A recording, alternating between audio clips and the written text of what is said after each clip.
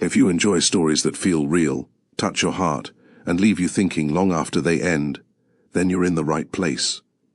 Welcome to Mr. Wisdom Stories. Maya was sitting alone at her sister's wedding when she realized the empty chair beside her was the least uncomfortable thing at the table. The reception was crowded, warm and loud with celebration.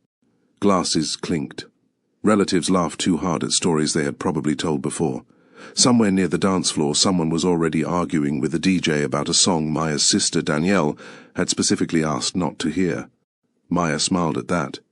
Then she looked at the empty chair beside her again. She assumed whoever had been assigned to sit there was running late. It happened at weddings. Somebody got lost. Somebody stayed too long at the bar. Somebody had found an old friend and forgotten where they were supposed to be. Maya unfolded her napkin and tried to enjoy the evening. Danielle was finally married. That should have been enough. For the past several months, Maya had helped with almost everything connected to this wedding. She had answered late-night calls, checked vendor messages, carried bags, fixed forgotten details, and listened patiently whenever Danielle changed her mind. Now her sister was laughing across the room with Marcus, surrounded by people congratulating them. Maya watched her for a moment and felt something simple and genuine. She was happy for her. Then somebody behind her said, "There he is." Maya turned and forgot how to breathe. James had just walked into the room, her ex-husband. For 1 second her mind accepted only that much. James, older than she remembered, his hair shorter, a dark suit, the same way of standing slightly apart from the people around him, as if he had arrived at the party a few minutes before his body caught up. Then Maya noticed the woman beside him, Jennifer. She knew her name, and Jennifer's hand was resting against James's arm, not possessively, comfortably, like it belonged there. Maya's eyes dropped. A ring caught the light. Her stomach tightened. James was married. For 18 months Maya had told people she was fine after the divorce, fine when someone mentioned seeing James somewhere in Baltimore, fine when relatives asked whether she had started dating again, fine when people looked at her with that careful expression divorced people learn to recognize. But nobody had asked her whether she was fine with discovering that her ex-husband had remarried by watching him walk into her own sister's wedding with another woman. If that opening has already pulled you in, please take a second to like and comment. It genuinely helps YouTube push stories like this to more people who may enjoy them. Because Maya's first shock was only the beginning. She looked across the reception toward Danielle. Her younger sister was already staring at her, and in that moment Maya understood. Danielle knew. Maya slowly looked toward her mother. Her mother had stopped talking too, she knew. Maybe Marcus knew, maybe everyone in this room knew except the one person who had spent years sharing a life with James. Maya looked back at the empty chair beside Bear. Suddenly, she did not care who it belonged to. She wanted to know something else. How long had her sister known? How long had her mother known? And why had the people who claimed to love her decided she was the last person who needed to hear the truth? Welcome to Mr. Wisdom Stories. Fictional stories about human choices, unexpected turns, and the things we sometimes learn too late. Let's begin. To understand why Maya was sitting alone at that wedding while her past walked through the door with a new wife, we have to go back to the woman she had become after her own marriage ended. The woman who had learned to smile first, help everyone else, and say 2 dangerous words whenever someone came too close to the truth. "I'm fine." 18 months after her divorce, Maya had become very good at looking like a woman whose life was exactly where she wanted it to be. Most mornings began before 7. She would wake in her Baltimore apartment, make coffee, check her phone, and mentally sort the day before her feet touched the floor. Work came first. Bills came next. Whatever Danielle needed usually followed somewhere close behind. Her apartment was small but orderly. Nothing sat where it did not belong for long. Dishes were washed, mail was opened, laundry was folded instead of living in a chair for 3 days. Maya liked knowing where things were. It was one of the few forms of control life still offered without an argument. By 8:30 she was usually on her way to work near downtown Baltimore, where she worked in patient services. The job required patience, clear communication, and the ability to remain calm when other people were already frustrated. Maya was good at all 3. She listened to worried families. She helped people understand where they needed to go. She dealt with complaints that had started somewhere else and somehow landed in front of her. "Thank you for helping me," people often told her. Maya always answered the same way. "That's what I'm here for." She never thought much about how often she said it. At work, Maya was dependable. At home, she was dependable. In her family, she was the person people called when something had gone wrong. Danielle had once called her from the side of a road because her car would not start. Maya had been on her lunch break. "What happened?" she had asked. "I don't know. Did you leave the lights on?" "No." "Are you sure?" A pause. "Maybe." Maya had laughed, then spent the rest of her lunch break helping Danielle arrange a tow. Another time, Danielle had called in tears because the apartment she had been planning to move into had suddenly become unavailable. Maya had listened to her cry, opened rental listings, and helped her search until nearly midnight. And when Danielle became engaged to Marcus, Maya somehow became involved in nearly every wedding decision without either sister officially saying that was what had happened. Danielle would call, "Maya? Yes? Are you busy?" That question almost never meant no. It usually meant Danielle needed something. A second opinion about flowers, help comparing venues, advice about a guest who had suddenly developed strong feelings about the seating arrangement, a reminder about a payment, a person to tell her whether she was overreacting. Maya helped with all of it. She told herself she enjoyed it, and much of the time she did. Danielle was her younger sister. Seeing her excited made Maya happy. But there was another reason Maya kept saying yes. When someone needed her, she did not have to think about what she needed. That afternoon, Maya was leaving work when her phone rang. "Danielle." "Of course." Maya answered with a smile before she even said hello. "What happened? Why do you always assume something happened? Because you only use my full name when you're about to ask me for something." "I do not. You called me Maya. That proves nothing." Maya walked toward her car. "Go ahead." Danielle sighed. The florist sent another message. "About what?" "The table arrangements." Maya stopped walking. "Danielle." "I know. Didn't we solve the table arrangement problem yesterday?" "We solved what we thought was the table arrangement problem."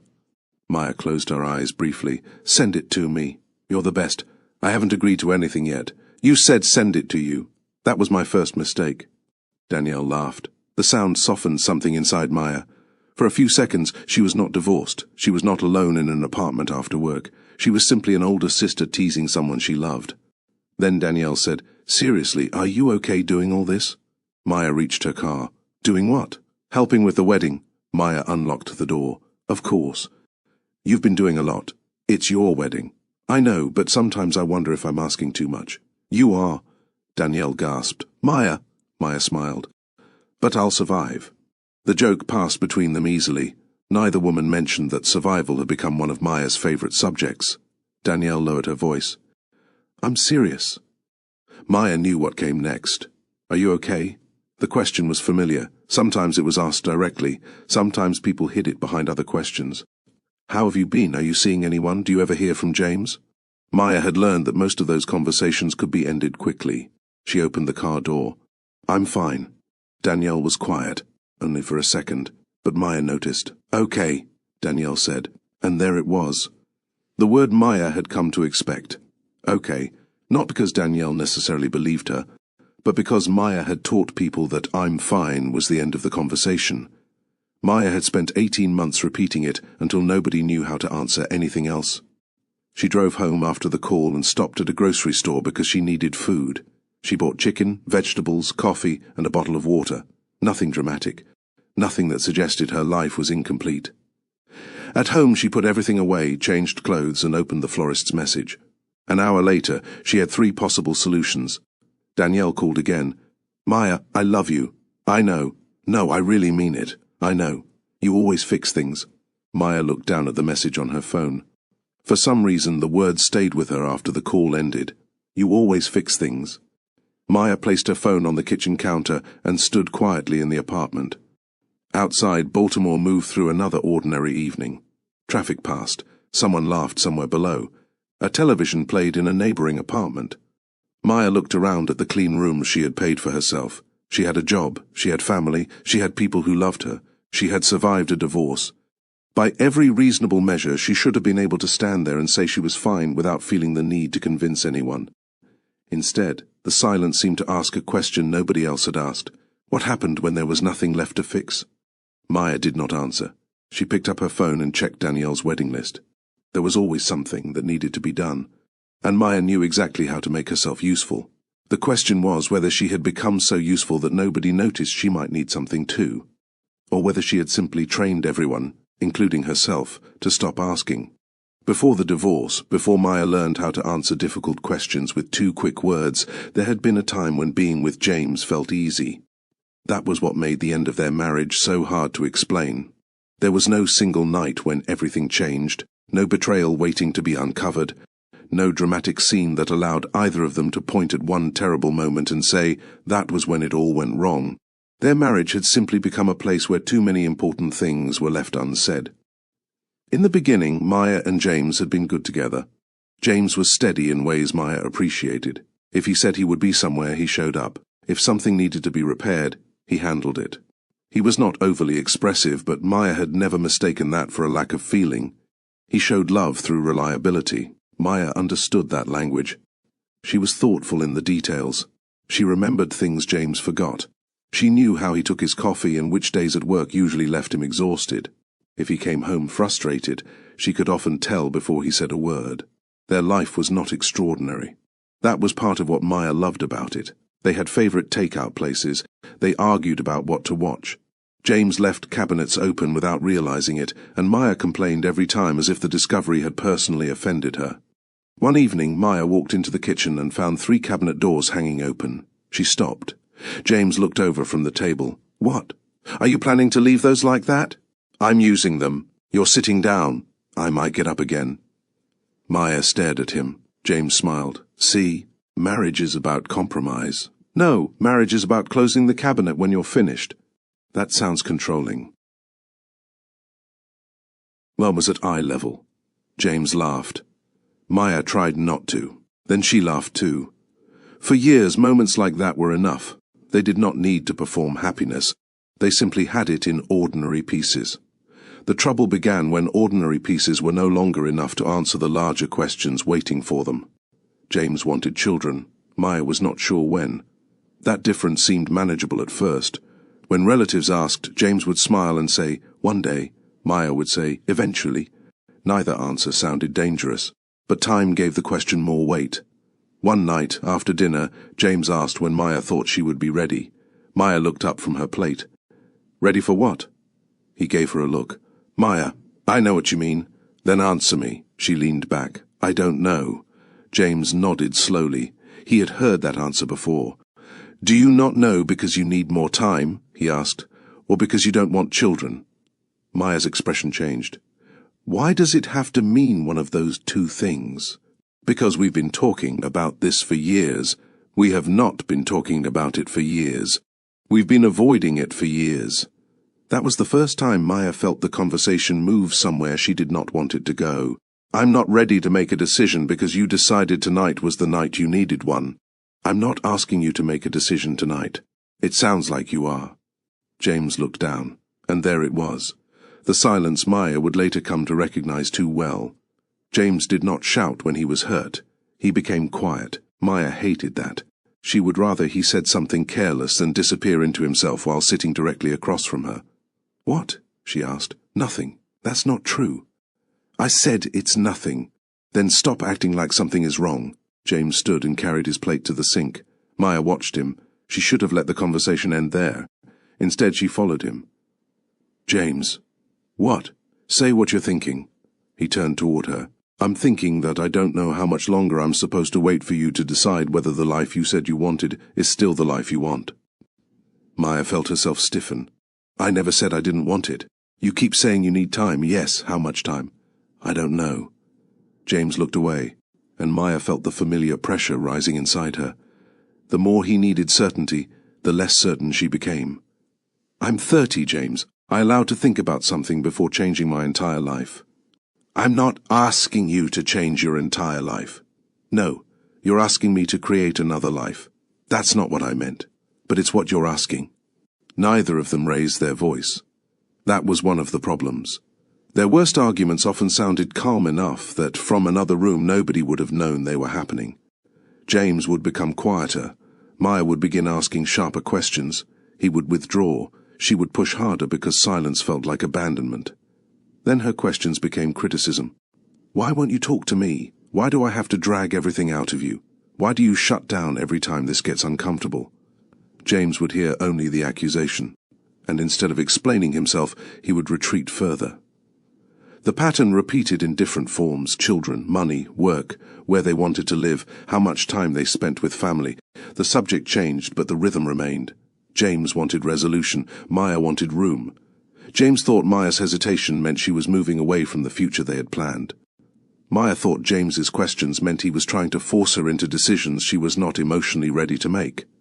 Neither explanation was completely fair. Neither was completely wrong. They still had good days. That confused Maya later. A difficult marriage, she discovered, was easier to leave in the imagination when every day was miserable. Theirs was not. They could argue on Tuesday and laugh together on Wednesday. They could spend an entire weekend feeling close and then lose that closeness over a conversation that lasted less than 10 minutes. That was how they convinced themselves things were not serious.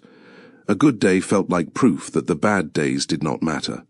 But the bad days did not disappear. They collected.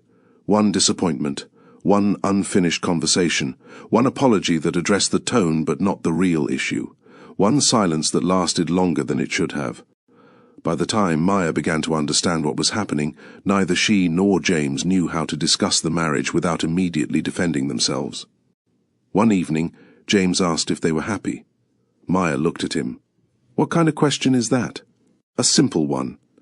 There's no such thing as a simple question when you ask it like that. James gave a tired laugh. See? See what? Everything becomes an argument.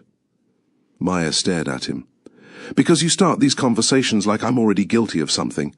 That's not what I'm doing. It's what it feels like. James looked down at his hands. Maya waited. She expected him to answer. He did not. And once again the silence did the talking for him. Years later, Maya would understand something painful about that moment. She had believed James's silence meant he had nothing important to say. James had believed Maya's criticism meant she did not want to hear what he had to say. They were both wrong. They had been afraid of the same thing, that the next honest conversation might change everything, so they kept postponing it. And eventually the marriage began changing without their permission. The marriage did not end the night James asked whether they were happy. In some ways that would have been easier. Instead, Maya and James continued for months after that conversation, carrying the same questions into every room they entered together. They still went to work, they still paid bills, they still attended family gatherings. From the outside, very little appeared different, but inside their marriage, both of them had started waiting for the other person to do something. James waited for Maya to become certain. Maya waited for James to stop making certainty feel like a demand. Neither waited for the conversation itself. Eventually, Maya moved out. There was no dramatic goodbye, no screaming, no broken furniture. She packed clothes into boxes while James stood in the living room, asking whether this was really what she wanted. Maya remembered looking at him and thinking that she no longer knew.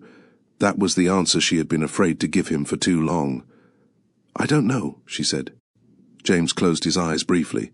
The same answer, the same words. Only this time they meant something different. A few months later the divorce was final. People often assumed the worst part of divorce was the paperwork. Maya learned it was what came afterward. The first quiet Saturday. The first holiday invitation addressed only to her. The first time she automatically reached for her phone to tell James something and remembered there was no reason to call. Nobody had prepared her for those moments. People talked about starting over as though a new life appeared the moment the old one ended. Maya did not feel new. She felt like herself with certain pieces removed. At first, people asked carefully, "How are you holding up?" "I'm fine." "Are you getting enough rest?" "I'm fine." "Do you miss being married?" Maya would usually smile before answering. "I'm fine." Eventually, people stopped asking. It happened so gradually that Maya barely noticed. Her co-workers stopped lowering their voices whenever they mentioned husbands or anniversaries. Relatives stopped checking her face before bringing up relationships. Even Danielle became more careful without openly admitting it. If James's name came close to a conversation, Danielle found another subject. Maya noticed. Of course she noticed. But she did not challenge her. That was the strange arrangement that developed between them. Danielle stopped asking because Maya kept saying she was fine. Maya kept saying she was fine because people had stopped asking. Silence became easier for everyone. Meanwhile, James remained connected to Marcus. That part made sense. Marcus had known James long before the divorce. Their friendship had not ended simply because Maya and James's marriage had. At first, Danielle told Maya when James had been around. "Marcus and James met up yesterday." Maya would nod. Sometimes she asked what they did, sometimes she did not. But over time, Danielle mentioned him less, then almost never. It was not because Maya had asked her to stop. She had not. Danielle simply learned to watch Maya whenever James entered the conversation. Maya had trained herself to appear unaffected, but her sister knew her well enough to notice the smallest change. A pause, a tightened jaw, a sudden interest in whatever else was happening. Danielle mistook those moments for instructions. Avoid the subject, protect Maya from it, do not make her uncomfortable. Maya never corrected her, because there was a part of her that appreciated not hearing James's name, and another part that hated the idea that everyone had decided what she could and could not handle. That contradiction stayed with her. 18 months after the divorce, Maya had become skilled at living around the empty spaces. She did not speak about James much. She did not ask who he was seeing. She did not check whether he had moved on, at least not directly, but occasionally something would catch her off guard. A restaurant they had visited, a song he used to play in the car, a couple arguing quietly in a grocery store. Nothing dramatic happened inside her. That was almost worse. She would simply stand there for a few seconds, remembering a life that no longer belonged to her. Then she would continue with her day. One Friday evening, Maya was at Danielle's apartment helping sort through wedding invitations when Danielle's phone lit up on the table. Danielle glanced at the screen and froze. It was brief. Maya might have missed it if she had not been sitting directly across from her. "What?" Maya asked. "Nothing." Maya looked at the phone. Danielle turned it face down. Maya raised an eyebrow. "That was suspicious." "It wasn't. You just flipped your phone over like you're hiding government documents." Danielle gave a nervous laugh. "I'm not hiding anything." "Good." Maya reached for another invitation. "Because I don't have the energy to become a detective tonight." Danielle did not laugh. Maya looked up. For 1 second the room became quiet. Then Danielle picked up the phone. "I need to take this." "Take what?" "The call." Maya looked toward the screen. "Who is it?" Danielle hesitated. That was all Maya needed to see. "James?" Danielle's face changed, not enough to answer the question, enough to confirm it. Maya leaned back in her chair. "What does James want?" "I don't know." "Then answer him." Danielle looked at her sister carefully. Maya noticed the caution immediately, and because she had spent so long telling people she was fine, she knew exactly what Danielle was waiting for. A reaction. An objection. Proof that answering James would somehow upset her. Maya gave her nothing. "Go ahead," she said. "I'll finish these." Danielle stood and walked toward another room. Maya heard the apartment door close behind her. She stared at the stack of invitations. Then she picked one up, placed it in an envelope, picked up another, placed it in an envelope. She told herself she did not care why James wanted to speak with Danielle. After all, James and Marcus were still friends. There could be any number of reasons. Maybe Marcus needed something. Maybe James had a question about the wedding. Maybe it had nothing to do with Maya at all. She continued sealing envelopes. But her hands had slowed. A few minutes later, Danielle returned. Maya did not look up immediately. "Well?" Danielle stood there holding her phone. "He wants to talk." Maya looked at her. "About what?" Danielle opened her mouth, then stopped. Maya noticed. Her eyes narrowed slightly. "Danielle? I'll explain later." Maya held her gaze. Danielle looked away first, and for the first time in a long while, Maya felt something unfamiliar move beneath all her practiced calm. Not pain, not yet. Suspicion. James had something important to tell Danielle, and whatever it was, Danielle already looked afraid of what Maya might think. Maya picked up another invitation. She smiled as if nothing had changed. Then she placed it carefully into its envelope. "I'm fine," she said. Danielle looked at her. But this time, neither of them seemed to believe it. Danielle did not go far. The moment she stepped outside, she closed the apartment door behind her and stood in the hallway with her phone in one hand, staring at James's name on the screen. For a few seconds she considered letting the call end. Not because she wanted to be rude, because she already knew the sound of his voice might mean trouble. James had remained part of Marcus's life after the divorce. Danielle understood that. She had never asked Marcus to choose between his friend and his wife's sister, but James's continued presence had created an awkward arrangement around Maya. Everyone knew he still existed. Nobody knew how much he was supposed to be mentioned. Danielle pressed the phone to her ear. "Hello?" "Hey." James sounded uncertain. That alone made Danielle straighten. What's going on? Nothing bad. Danielle gave a short laugh. That is usually what people say right before something bad. James was quiet for a moment. Then he said, I need to ask you something about the wedding. Danielle glanced back toward the apartment door. Maya was inside, still sealing invitations, still unaware that her sister had suddenly become nervous. Okay, Danielle said. What is it? James cleared his throat. I got married. For a second, Danielle thought she had misunderstood him. You what? I got married. Danielle looked down the hallway as if the answer might somehow change if she stared hard enough. To Jennifer? Yes. The name brought back a face Danielle barely knew. She had met Jennifer once, years earlier, before Maya and James had divorced. Jennifer had been around a larger group for part of an evening. Danielle remembered almost nothing about the conversation, except that Jennifer had seemed pleasant, and that Maya had not paid much attention to her. At the time, there had been no reason to. Now there was. Danielle lowered her voice. When? A few months ago. Danielle closed her eyes. A few months? Yes. And you're just telling me now? I thought you knew. Her eyes opened. What? I thought Maya knew. Danielle felt her stomach tighten. Why would you think Maya knew? James hesitated. Because Marcus knew. Marcus knowing is not the same thing as Maya knowing. I understand that now. No, I don't think you do. James said nothing. Danielle walked a few steps away from the apartment door. When did Marcus find out? Not long after the wedding. Danielle stopped. The wedding? Our wedding. For a moment she could only think about the months that had passed, the invitations, the dress fittings, the planning, the times Marcus had been quiet when James came up. Danielle suddenly understood why. She also understood that Marcus had apparently known something she had not. That irritated her immediately, but James continued before she could decide which problem to be angry about first. I need to ask whether Jennifer can come with me to the wedding. Danielle stared at the phone. What? To your wedding? I heard you. James exhaled. I know this is uncomfortable. Then why are you asking me right now? Because Marcus is one of my closest friends, Danielle. I don't want to miss his wedding. And Jennifer? She's my wife. The word landed differently when he said it that way. Not Jennifer, my wife. Danielle leaned against the wall. James was married. Maya did not know. And James wanted to walk into a room where Maya would be standing and introduce the truth with his presence.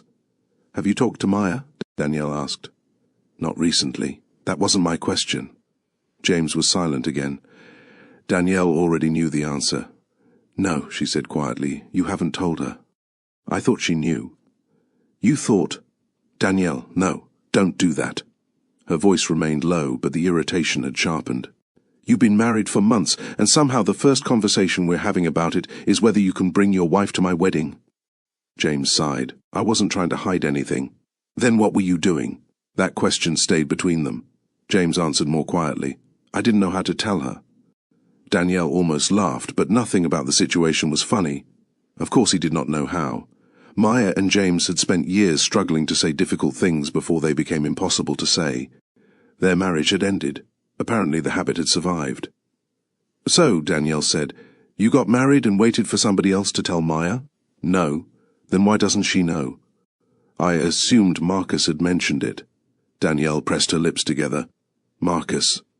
Another problem. One she was suddenly certain would be waiting for her inside the apartment. James spoke again. I'm not trying to put this on you, but you are. I'm asking you what you think. Danielle looked toward the door. On the other side, Maya was probably wondering why the call was taking so long. Maybe she was not wondering at all. That was the part Danielle could not decide. What if Maya truly did not care? What if Danielle made a huge problem out of something Maya had already moved beyond? But what if she did care? What if Maya arrived at the wedding, turned around, and saw James with a woman she did not know was his wife? Danielle felt the answer immediately. She should tell Maya, now, before the next invitation, before another wedding appointment, before this became worse. She should walk back inside, sit down across from her sister and say, James called, he got married, his wife is Jennifer. Simple, direct, uncomfortable for 5 minutes. Better than allowing Maya to discover it in front of a room full of people. Danielle opened her mouth. I need time to think. James was quiet. Okay, I'm not saying yes, I understand. And I'm not saying no. Okay. Danielle rubbed her forehead. I need to talk to Marcus. That makes sense. Then James added, and Maya? Danielle froze. The hallway suddenly felt smaller. Yes, she said. Maya too. She ended the call. For several seconds, Danielle stood alone with the phone still in her hand. Then her mind began moving faster than she could control. Maya might be angry, not simply hurt. Angry. She might ask why Danielle had kept quiet for even one day. She might decide James should not attend. If James did not attend, Marcus would be disappointed.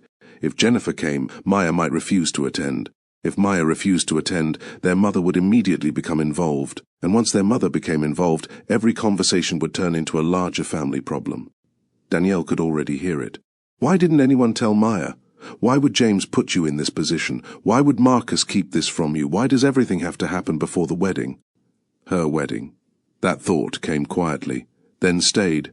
Danielle had spent months planning this day. For once she wanted the attention to remain on her and Marcus. Not on Maya's divorce, not on James, not on the complicated history everyone kept stepping around. Danielle hated herself a little for thinking it, but she thought it anyway. She slipped the phone into her hand and reached for the apartment door. Before opening it, she made a decision, not a permanent one. At least, that was what she told herself. She would speak to Marcus first, then she would tell Maya. Tomorrow, maybe. Or after she understood exactly what James expected. There was no reason to rush into a conversation before she knew what she was going to say. Danielle opened the door. Maya looked up from the invitations. Well? Danielle forced a smile. He just wants to talk. Maya studied her for a moment. Danielle quickly reached for another stack of envelopes. And just like that, the truth remained outside the room. For one more day. Danielle fully intended to tell Maya the next day. That was the promise she made to herself before going to sleep. Not out loud, not in a message, just privately, while lying awake beside the wedding plans she had promised herself she would stop bringing into bed. Tomorrow, she would call Maya. She would tell her exactly what James had said. He had remarried. His wife was Jennifer. He wanted to bring Jennifer to the wedding. Maya deserved to know. The conversation might be uncomfortable, but discomfort was not a reason to avoid the truth. Danielle knew that. By morning, she still knew it. But then Marcus came home, and the first thing Danielle asked was not about his day. It was, when were you planning to tell me? Marcus stopped near the kitchen counter. Tell you what? Danielle folded her arms. James is married. Marcus's face answered before he did. Danielle stared at him. You knew. Marcus rubbed the back of his neck. Danielle, how long? It hasn't been that long. That is not an answer. Marcus looked away. Since a little after it happened. Danielle laughed once. Not because anything was funny. Of course. James told me in confidence. And you decided that included your wife? I assumed you knew. Why would you assume that? Because Maya is your sister. Danielle stared at him. Marcus, that is exactly why I should have known. He had no good response. For several minutes they stood in the kitchen, arguing in low voices. Marcus explained that James had told him about Jennifer and the marriage during one of their conversations. Marcus had assumed Maya knew because he believed James would have told her directly. Danielle explained that Maya had never said a word. Neither of them could understand how two people who had once shared a home could now live in the same city and know so little about each other's lives. Then Danielle told him about James's call. Marcus's expression changed again. He wants to bring Jennifer? Yes. And what did you say? I said I needed time. Marcus nodded slowly. Danielle looked at him. Don't do that. Do what? Act like this is normal. I'm not. You look very calm. I'm trying to think. Well, I'm thinking too. Danielle. No, because now I have to tell Maya. Yes. She hated how quickly he answered. Yes. She needs to know. Danielle turned away. Marcus was right. That made it worse. She picked up a folder from the counter and put it down again. She's going to be hurt. Probably. She might be furious. Maybe. She could decide not to come to the wedding. Marcus looked at her. That possibility had not occurred to him. Danielle saw it immediately, and suddenly the situation became larger. If Maya was angry enough, she might not want to spend an entire day in the same room as James and Jennifer. Danielle imagined the phone call. Maya listening quietly. Maya saying nothing. Maya telling her she was happy for James because that was the sort of answer people expected from someone who had been divorced for 18 months. Then later, perhaps, Maya deciding she did not want to come. Danielle's wedding. The thought brought guilt with it. Maya had done more for the wedding than Danielle had ever asked. She had helped because she loved her sister, but Danielle knew something else too. Maya liked being needed. She had built much of the wedding around herself without realizing it. Not because she wanted attention, because helping gave her something to do. Danielle had seen it. Their mother had seen it too. Everyone close to Maya had probably seen it, which meant Maya might not be as fine as she claimed. Danielle sat at the kitchen table. Marcus pulled out the chair across from her. "Tell her," he said. "I will." The wedding calendar. The bridal shower was only a few days away. Maya had already spent time helping organize it. There would be family there. Relatives asking questions, everyone excited. Danielle did not want to walk into that weekend with a fresh argument between her and Maya.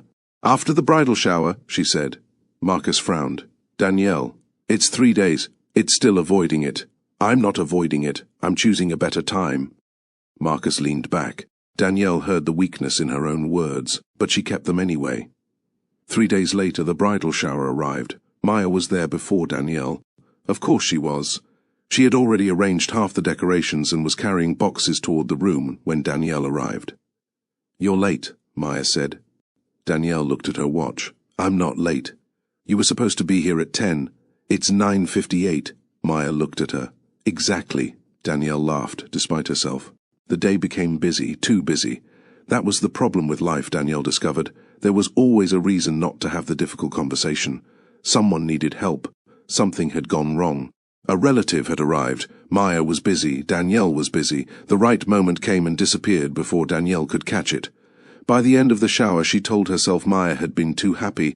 It would have been cruel to ruin the day, so she would tell her next week. Then came the dress fitting. Danielle arrived nervous. This time, she was determined. She would say it before Maya started giving opinions about sleeves, shoes, or alterations. But Maya walked in carrying coffee. "I brought yours." Danielle took the cup. "Thank you. You look tired." "I'm fine." Maya looked at her. For a brief second, both women seemed to understand what had just happened. Then Maya smiled. "Careful, that's my line." Danielle laughed, but guilt followed her for the rest of the appointment. Maya did not know that Danielle had borrowed her favorite answer. More importantly, Maya did not know why Danielle looked tired. After the fitting, Danielle decided she would tell Maya that evening. Then Maya's phone rang. She answered. Danielle watched her expression change. "What happened?" Maya asked. Danielle could not hear the person on the other end, but Maya was already reaching for her keys. "Where are you?" Danielle followed her outside. "What's wrong?" Maya ended the call. "A problem with one of the wedding arrangements." "What kind of problem?" "The kind that apparently needs me." And there it was again. Another reason. Another delay. By the time the problem was handled, neither woman had the energy for a serious conversation. Danielle went home and told herself tomorrow. Tomorrow became next week. Next week became another month. Meanwhile, James seemed to believe the matter had been resolved. He sent Danielle a message asking whether she had spoken with Maya. Danielle stared at it for several minutes, then replied, "I'm handling it." James answered, "Okay, let me know." Danielle put the phone down. She had not lied exactly, that was how she defended herself. She intended to handle it. She simply had not done so yet. But each day she waited made the conversation harder. Because now Maya would not only have to hear that James had remarried, she would also have to hear that Danielle had known. For days, then weeks, then months. Danielle began noticing changes in herself around Maya. Whenever James came close to a conversation, she changed the subject. If Marcus mentioned meeting him, Danielle suddenly found something else to discuss. If Maya asked a harmless question that might lead anywhere near James, Danielle answered too quickly. Maya noticed. Danielle knew she did. But Maya did not press. That frightened Danielle more than anger would have. One evening, Maya and Danielle were sitting together reviewing the final wedding schedule. Danielle had become unusually quiet. Maya looked up from the papers. "You're doing it again." Danielle frowned. "Doing what?" "Thinking. I'm allowed to think. You're thinking like you were about to tell me somebody died."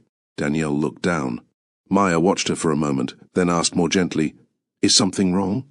There it was. The chance.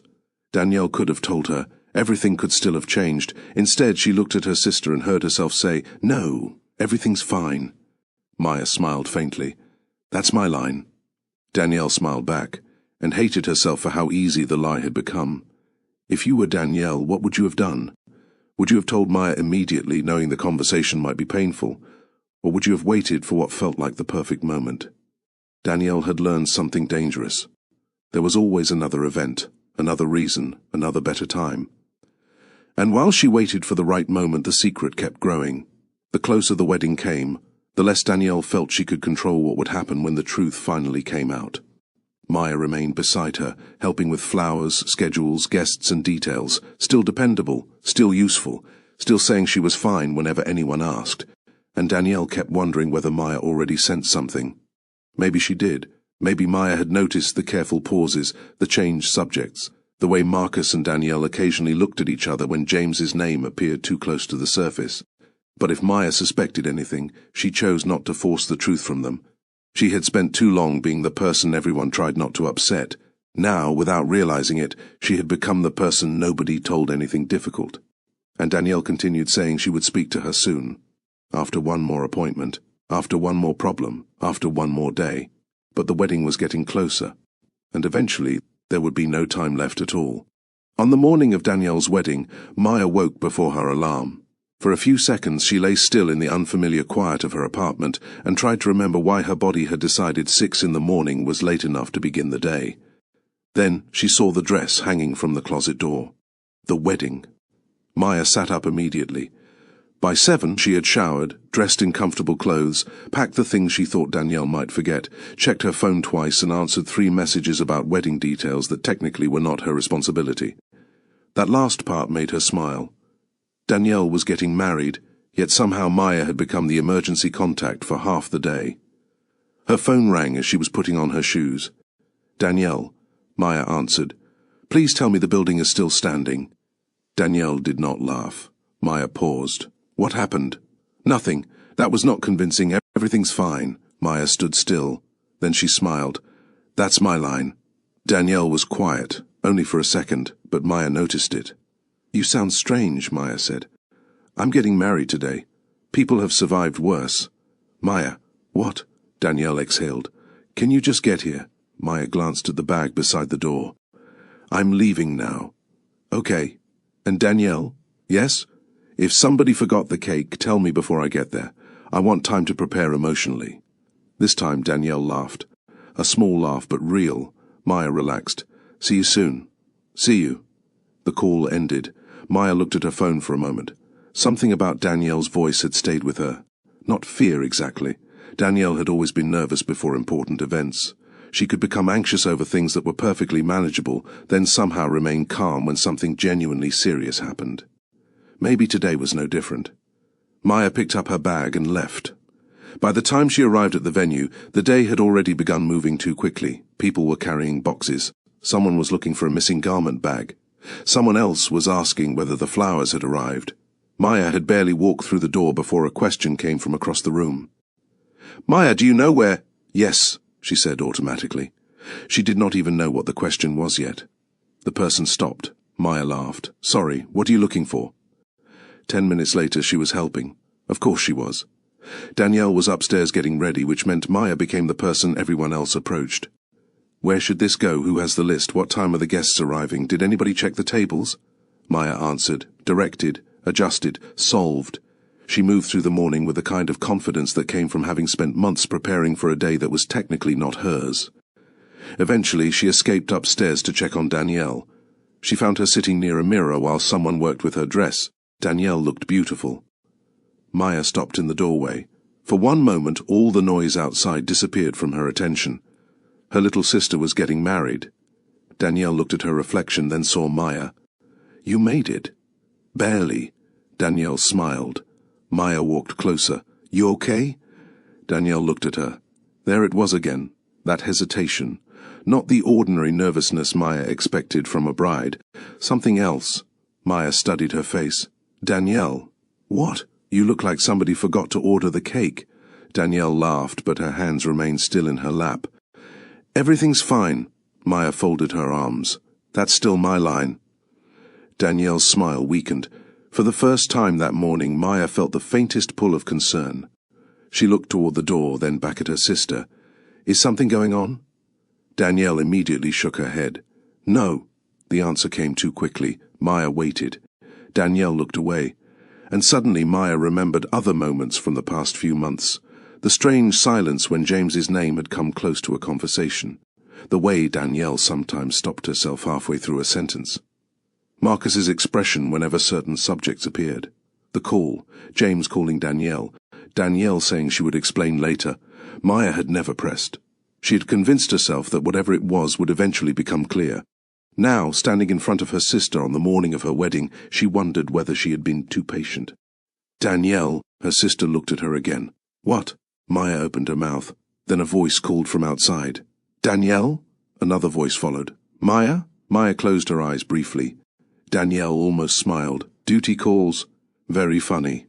Maya stepped toward the door, then stopped. She turned back. Danielle was watching her. For one brief second, Maya had the strange feeling that her sister wanted to say something. Something important. Something that had been waiting too long. Maya could have walked back. She could have closed the door. She could have said, "No, tell me now." Instead, she looked at Danielle's dress, the careful work around her, the room full of wedding preparations. Today was Danielle's day. Maya had spent months helping her sister reach this morning. Whatever Danielle was carrying could wait until later. At least that was what Maya believed. "Relax," Maya said softly. "Everything is going to work out." Danielle looked down. Maya waited for her to answer. She did not. Then another call came from outside. "Maya!" Maya sighed. "See? This is why I can never disappear for more than 30 seconds. Danielle gave a small smile. Maya walked back toward her. She placed both hands gently on Danielle's shoulders. "Today you let people take care of you." Danielle looked at her. Maya smiled. "I'll handle everything else." For a moment, Danielle's face changed. Maya saw gratitude, and something that looked dangerously close to guilt. But Maya did not stay long enough to understand it. She turned and left the room. Outside, the day was waiting for her. Flowers had arrived. A guest had changed plans. Someone needed help locating a box. There were family questions, seating questions, timing questions, and small problems that felt enormous because they were happening on a wedding day. Maya handled one after another, and each time she solved something she felt the familiar relief. This, she understood. A problem appeared. You addressed it. You made a decision. You moved forward. People were much harder. Feelings were much harder. Truths that had been held back were harder still. But there was no time to think about any of that. Maya checked the clock. Guests would begin arriving soon. She finally changed into her dress, checked herself once in the mirror, then picked up her phone. There were several unread messages, one from Danielle, another from their mother. A few from people asking questions Maya had already answered. She read them quickly. Nothing seemed unusual. Maya put the phone away. For a brief moment, she stood alone in the room. The day had reached that point where everything was almost ready. The flowers were in place, the guests were coming, Danielle was dressed, Marcus was waiting. Maya should have felt tired. Instead, she felt satisfied. Everything was under control. She had helped make sure of it. She left the room and walked toward the reception area, where people were beginning to gather. Somewhere nearby, music started. Maya smiled to herself. Danielle was about to marry Marcus. Her sister was happy her family was together. And whatever strange tension Maya had noticed in Danielle that morning could wait. After all, if something were truly wrong, someone would tell her. Wouldn't they? Maya took her place in the wedding day she had worked so hard to help create, completely unaware that the people closest to her were carrying a truth she had not been allowed to see. And by the time the reception began, there would be nowhere left for that truth to hide. By the time Danielle and Marcus were pronounced married, Maya had already solved 3 problems. The first involved a family member who had somehow misplaced the small card with their reception table number. The second involved a missing phone. The third involved a question about whether an older relative had enough room to sit comfortably near the aisle. Maya handled all 3 before Danielle had even finished greeting the first wave of relatives. Nobody had officially given her a job. That was the strange part. Maya simply saw things that needed doing and did them. The wedding itself had been beautiful. Baltimore's inner harbor stretched beyond the windows of the venue, its darkening water catching the last pieces of daylight while the city moved around it. From inside, guests could see the harbor, the lights beginning to appear, and people walking along the waterfront as though nothing important was happening above them. Inside, everything was important. Danielle had laughed when she said her vows. Marcus had smiled in a way Maya had never seen before. Their mother had cried before the ceremony was halfway finished. Maya had cried too, although she had quickly wiped her face before anyone noticed. She had been happy, genuinely happy. That mattered to her. Whatever complicated thing had been hanging over Danielle all morning, Maya had decided it could wait. Weddings were not built for serious conversations, not between hair appointments, family photographs, and people asking where they were supposed to stand. So Maya had done what she always did. She kept moving. After the ceremony, she checked on Danielle. Then she found their mother. Then she made sure the gifts were being placed where they belonged. Then she helped answer a question about transportation for someone leaving early. By the time the reception began, Maya had forgotten the strange hesitation in Danielle's voice. Almost. Have you eaten anything? Maya turned. Danielle stood in front of her, still wearing the expression of someone who could not quite believe the day had finally arrived. Maya looked down at the small plate in her hand. Does one piece of cheese count? No. I thought you'd say that. Danielle took the plate from her. Maya. What? You need to sit down. I am busy. You are not. Maya looked around the room. There are at least 6 people who look confused. That is not your problem, Maya pointed toward one side of the reception room. Those 2 have been standing there for 10 minutes. They're talking. They look lost. Danielle caught Maya's hand before she could move. Sit. Maya looked at her, then laughed. You sound married already. I've been married for almost an hour. Has it changed you? Apparently. Danielle's smile appeared, but only briefly. Maya noticed the change again. There was something in her sister's face, a thought that kept returning, a sentence that seemed to be waiting behind her teeth. Maya almost asked. Then someone called Danielle's name. Her sister turned toward the sound. The moment disappeared. Go, Maya said. Your husband is being summoned. Danielle gave her one last look, then walked away. Maya stood still for a few seconds. After that, she finally did what her sister had told her to do. She went to find her table. Dinner had not begun yet, but guests were already taking their seats. Maya found her place card and followed the number to a table near the dance floor. It was close enough to see the celebration clearly, but far enough from the center that she would not have to shout over the music. Maya pulled out her chair and sat down. Then she noticed the chair beside her, empty. That did not concern her at first. The room was still filling. Guests were moving between tables, stopping to greet one another, taking photographs and returning to the bar. Maya glanced at the place setting beside her. The napkin was folded neatly. A glass stood waiting. A place card rested near the plate. She could not see the name from where she sat. Maya looked away. Someone would arrive eventually. She picked up her phone. A message from Danielle had come through. Thank you for today. I love you. Maya smiled. She typed back. You owe me at least one full day when nobody asks me where anything is. A reply appeared almost immediately. No promises. Maya laughed quietly.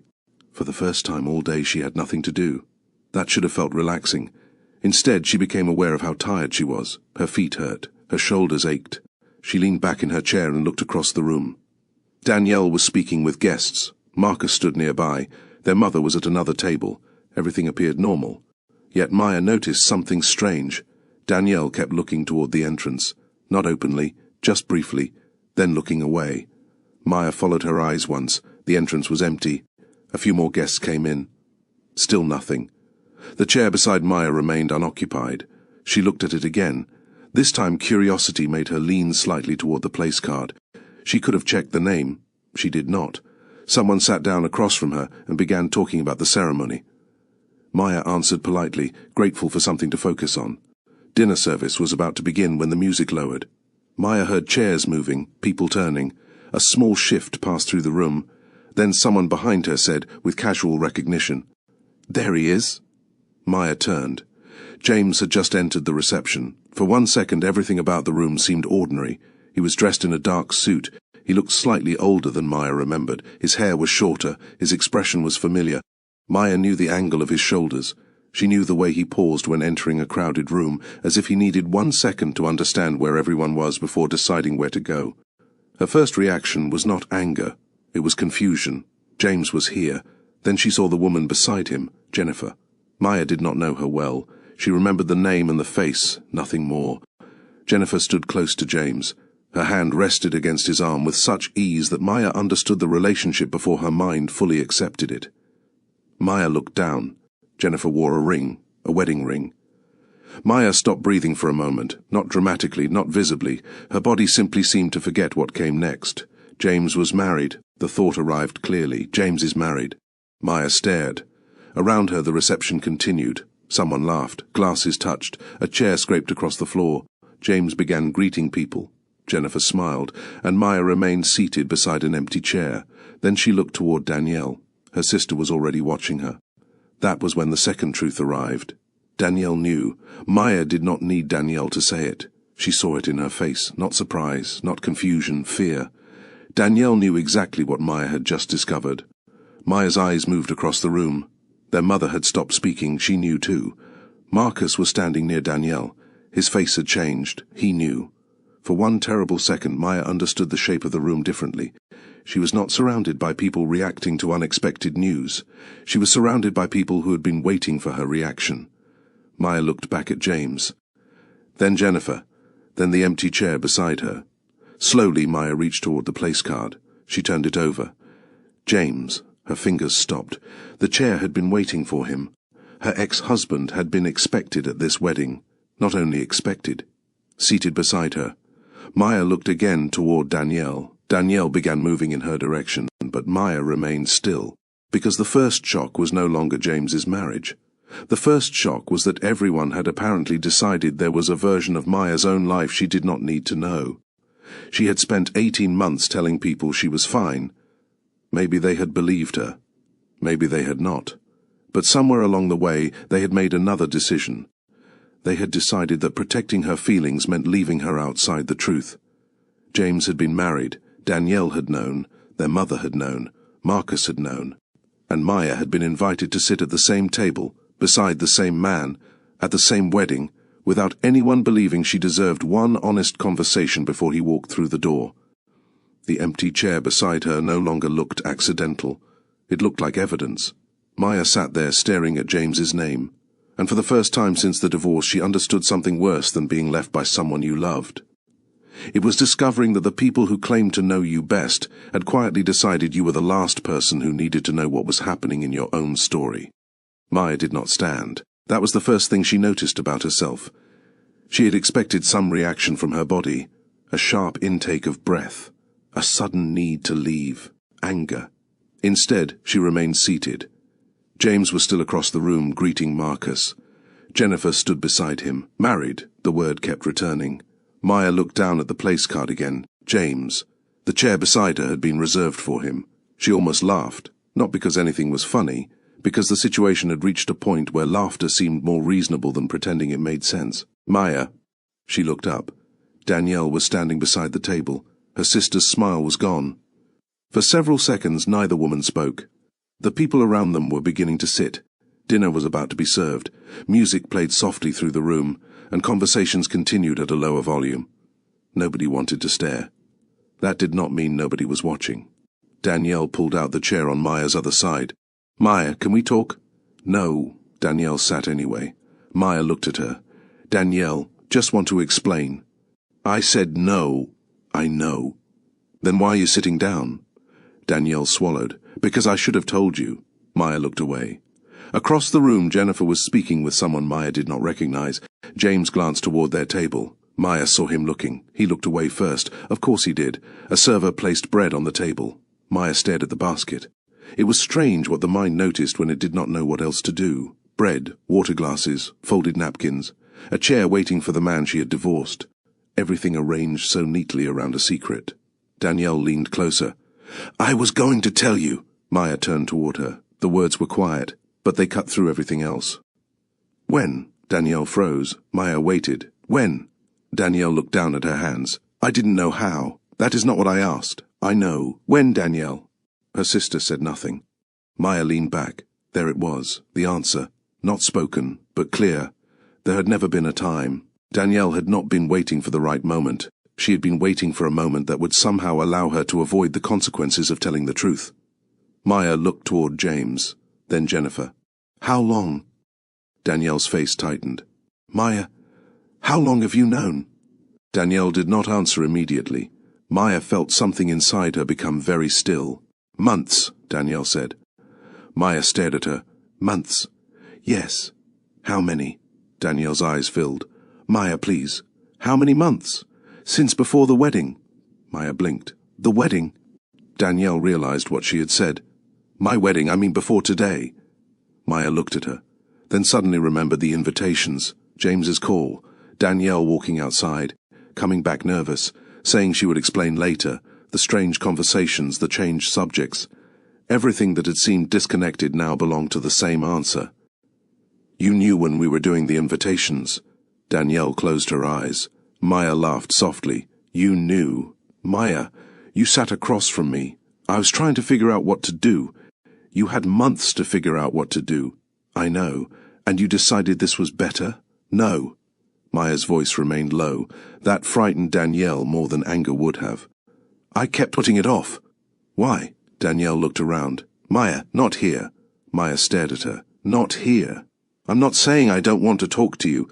That is exactly what you have been saying for months. Danielle looked as though she had been struck. Maya immediately regretted the words. Then she hated herself for regretting them. She was allowed to be angry, wasn't she? Her mother appeared beside the table. Maya! Maya looked up, another face, another person who already knew. Her mother sat down slowly. Maya's mother. Maya's eyes stayed on her. You knew. It was not a question. Her mother looked toward Danielle, then back at Maya. Yes. Maya nodded once. Of course. Maya, how long? Her mother sighed. A while. That means months. I did not want to hurt you. Maya stared at her. The sentence sounded almost absurd. You didn't want to hurt me? No. So you waited until I could watch my ex-husband walk into my sister's wedding with his wife? Maya, nobody wanted that to happen this way. But it did.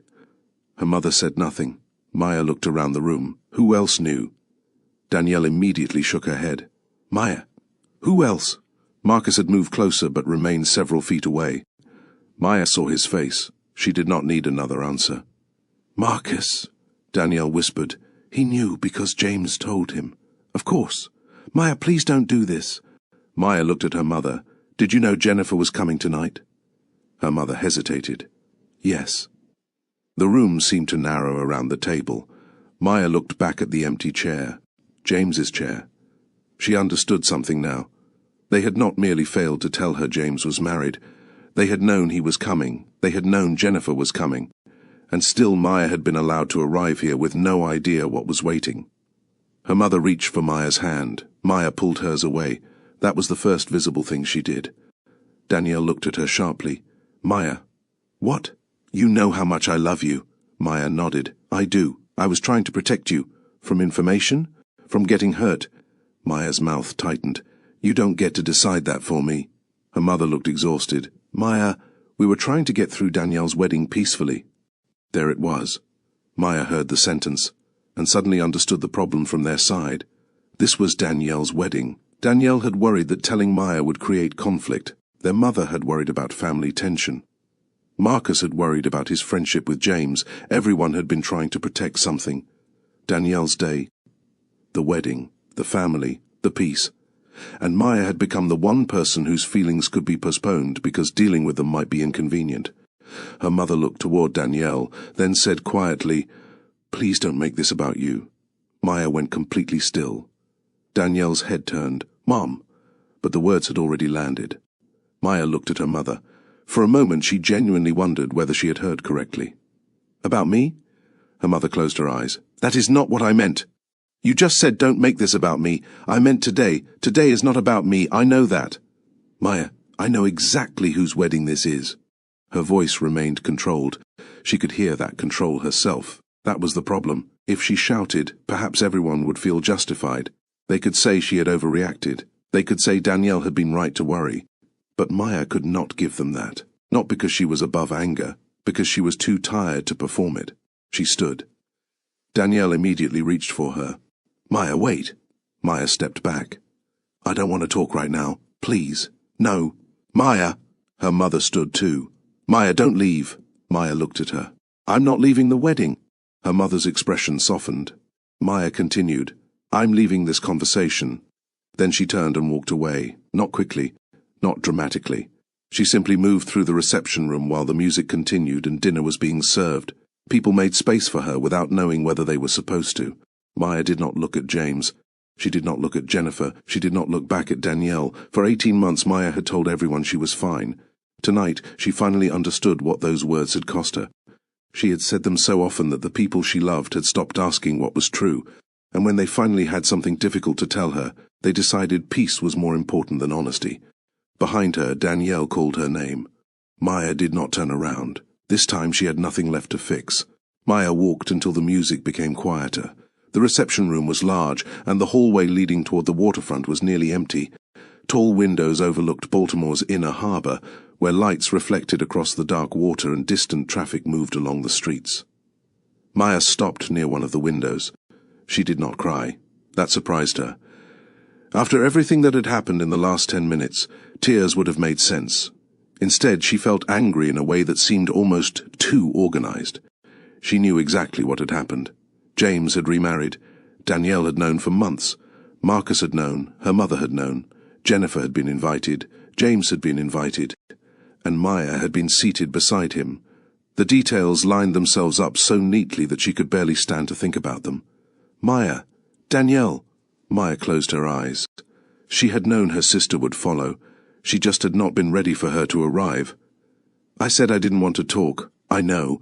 Then go back inside. I can't. Maya turned from the window. Danielle stood several feet away, still in her wedding dress.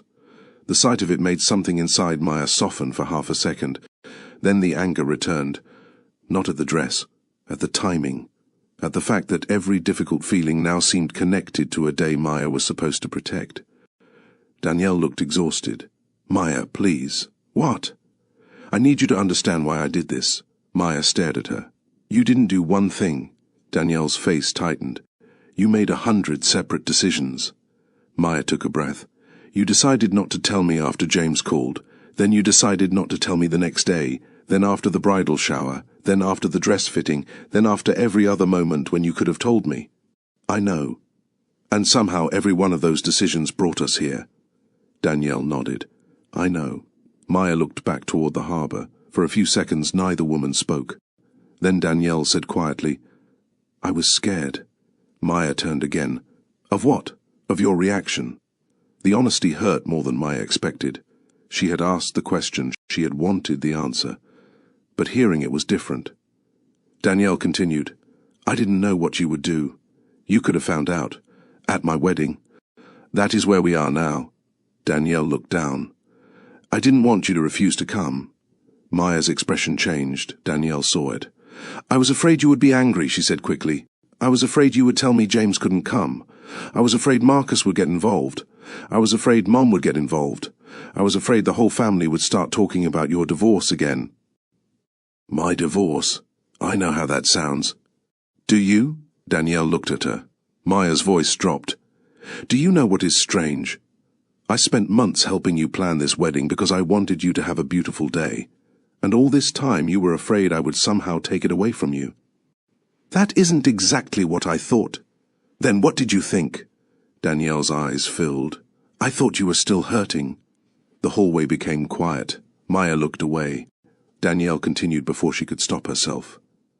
You always said you were fine, but I didn't always believe you. Maya's jaw tightened. And because you didn't believe me, you lied to me? No. You hid something from me, yes. Why? Danielle swallowed. Because I thought telling you would make everything worse. Maya gave a short, bitter laugh. And now? Danielle had no answer.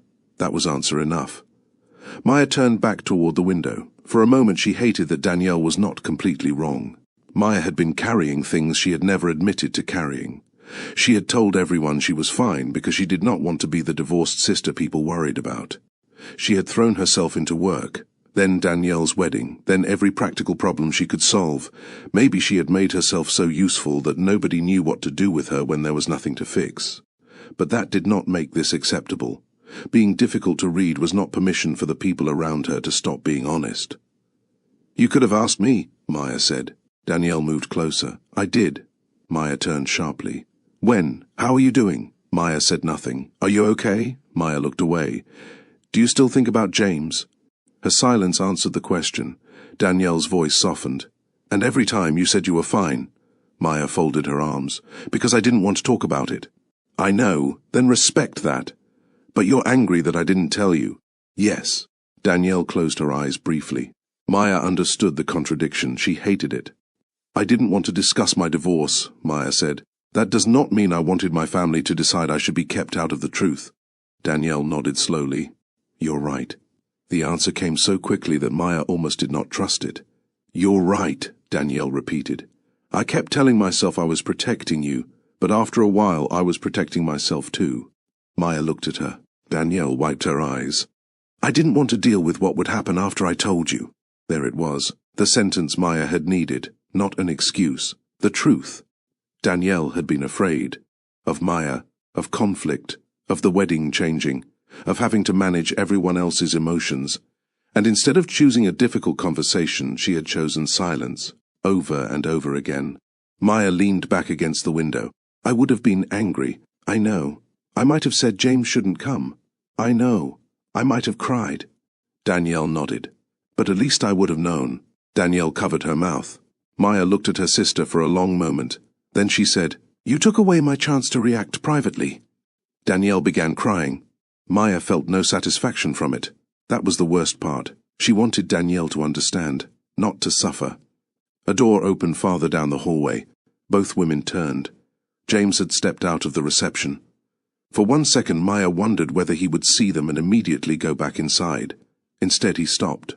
Jennifer appeared behind him. Her eyes moved from Maya to Danielle. The discomfort on her face was obvious. Maya suddenly saw the situation from another angle. Jennifer had walked into a wedding reception as James's wife. She had no reason to know Maya had been kept in the dark. She had been placed inside the consequences of a conversation she had not avoided. Jennifer looked toward James, then toward Maya. I'm going to go back inside, she said quietly. No one stopped her. Jennifer returned to the reception, leaving Maya, Danielle, and James standing in the hallway. For several seconds, nobody spoke. Then James said, I didn't know. Maya stared at him. What? I didn't know Danielle hadn't told you. Danielle looked at him. James, he shook his head slightly. I'm not blaming you. Maya's eyes remained on him. James looked tired, not defensive, not angry, just tired. I asked Danielle whether Jennifer coming to the wedding would be a problem. Danielle looked away. Maya understood. So you knew I didn't know? No. James's voice sharpened slightly. I asked her because I wanted to make sure everything was okay. And?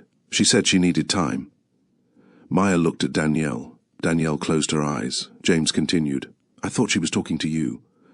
Maya laughed quietly. Apparently everybody thought somebody else was talking to me. Nobody answered. That was because there was nothing to say. James took a breath. I should have told you myself.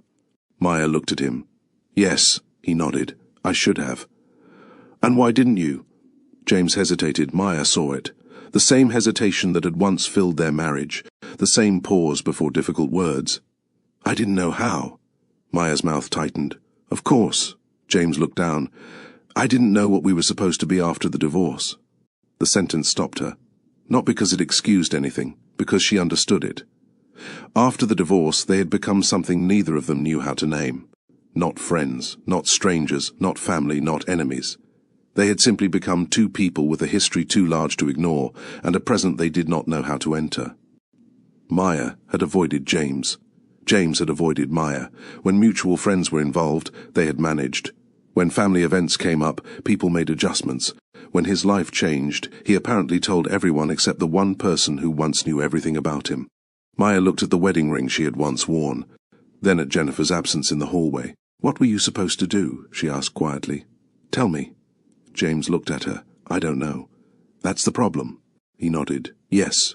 Maya felt anger rise again, not at the admission, at how familiar it was. Neither of them knew. That had been the answer too often. They did not know how to talk about children. They did not know how to stop hurting each other. They did not know how to stay married. Then they divorced. And afterward, they still did not know how to speak honestly. Maya looked at James. You could have sent a message. Yes. You could have called. Yes. You could have told me before you got married. James lowered his eyes. Yes. And instead, I found out by watching you walk into my sister's wedding."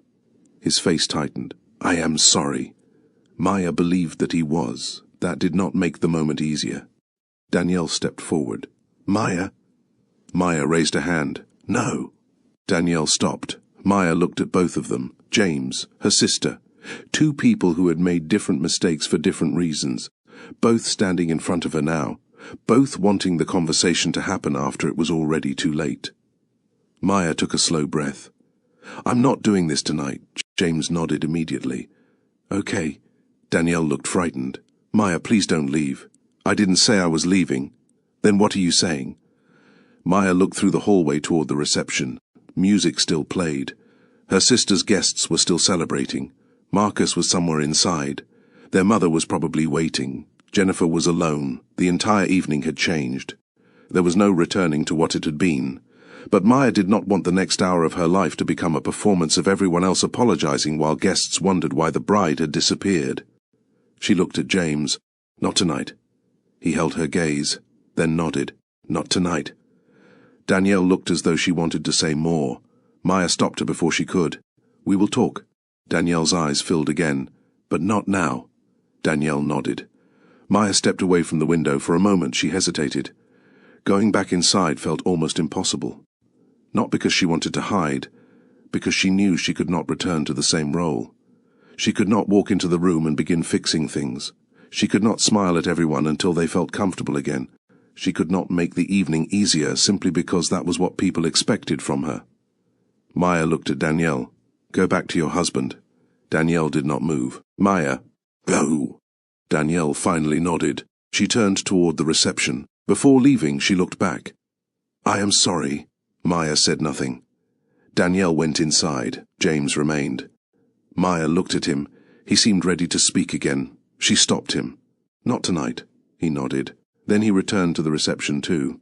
Maya was alone in the hallway. She stood there for several seconds. Then she looked out at the harbour. Nothing had been repaired. Nobody had been forgiven. But for the first time the truth was no longer hidden behind careful conversations and convenient silence. Maya straightened her shoulders. Then she walked back toward the reception, not because everything was fine, and not because she had forgiven anyone. She walked back because pretending nothing had happened was no longer an option. And this time she was done being the last person to know. Maya lasted another 23 minutes. She knew because she checked her phone twice, not because she was counting. At least, that was what she told herself. She had returned to the reception exactly as she had promised Danielle she would. She had walked back through the doors, nodded when someone spoke to her, and taken a seat at a different table after quietly asking one of the staff members whether she could move. Nobody questioned her. That was almost funny. For months Maya had apparently been considered too fragile for the truth, yet at the moment she decided she could no longer sit beside her ex-husband, everyone suddenly respected her silence. The new table was near the edge of the room. From there, Maya could see Danielle and Marcus greeting guests. Her mother moved between relatives with the strained expression of someone trying to keep the evening from becoming a story she would later have to explain. James was somewhere behind Maya. Jennifer was with him. Maya had not looked. She had no interest in looking. For several minutes she sat with a glass of water in front of her and listened to a conversation she was not following. Someone nearby was telling a story about how difficult it had been to travel to Baltimore. Another person laughed. A server passed with a tray. The ordinary sounds of a wedding continued around her. Maya found that insulting. Not because she wanted everyone to stop celebrating, she did not. Danielle was married. Marcus was happy. The wedding had been beautiful. All of those things could be true. And Maya could still feel as if somebody had quietly changed the floor beneath her feet. She looked toward Danielle. Her sister caught her eye. For one moment, neither of them smiled. Then Danielle turned away to speak with another guest. Maya lowered her gaze. That was enough. She reached for her bag. She would leave. Not in anger, not by making an announcement. She would find Danielle privately, tell her she was tired, and go home. There was no reason to remain until the end of the reception just to prove she could. Maya stood. "Maya?" She stopped. Jennifer stood a few feet away. For the first time that evening, Maya looked directly at her. Jennifer was shorter than Maya had remembered. That was the first useless detail her mind supplied. The second was that Jennifer looked nervous. Actually nervous. Not guilty in a dramatic way, not defensive. She simply looked like a woman who had spent the last half hour wondering whether she should approach someone who had every reason not to want to speak with her. Maya waited. Jennifer glanced toward the door leading out of the reception room. "Are you leaving?" "Yes." "Oh." Maya almost smiled at the disappointment in Jennifer's voice. Apparently there was no graceful version of this. Jennifer took a breath. "Before you go, could I say something?" Maya considered refusing. She had already spoken with Danielle. She had spoken with James. She did not have the energy for another person explaining why keeping her in the dark had somehow been an accident. But Jennifer was standing there, waiting. Maya nodded once. "Okay." Jennifer pointed toward the quieter side of the room. They moved away from the tables and stopped near the wall. For a few seconds Jennifer said nothing. Maya watched her struggle to begin. Finally Jennifer let out a breath. "This is going badly already." Maya raised an eyebrow. "We've only been standing here for 10 seconds. I know, and somehow I have already made it worse." Against her better judgment, Maya almost laughed. Jennifer noticed. "You can laugh," she said. "I'm trying not to. Please don't do me that favor."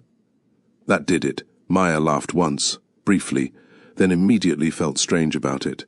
Jennifer looked relieved. "Thank you. For what?" "Proving you're still capable of laughing at me." Maya folded her arms. "Don't get comfortable." Jennifer nodded. "Fair." The small moment passed. Then Jennifer's expression changed. "I genuinely thought you knew."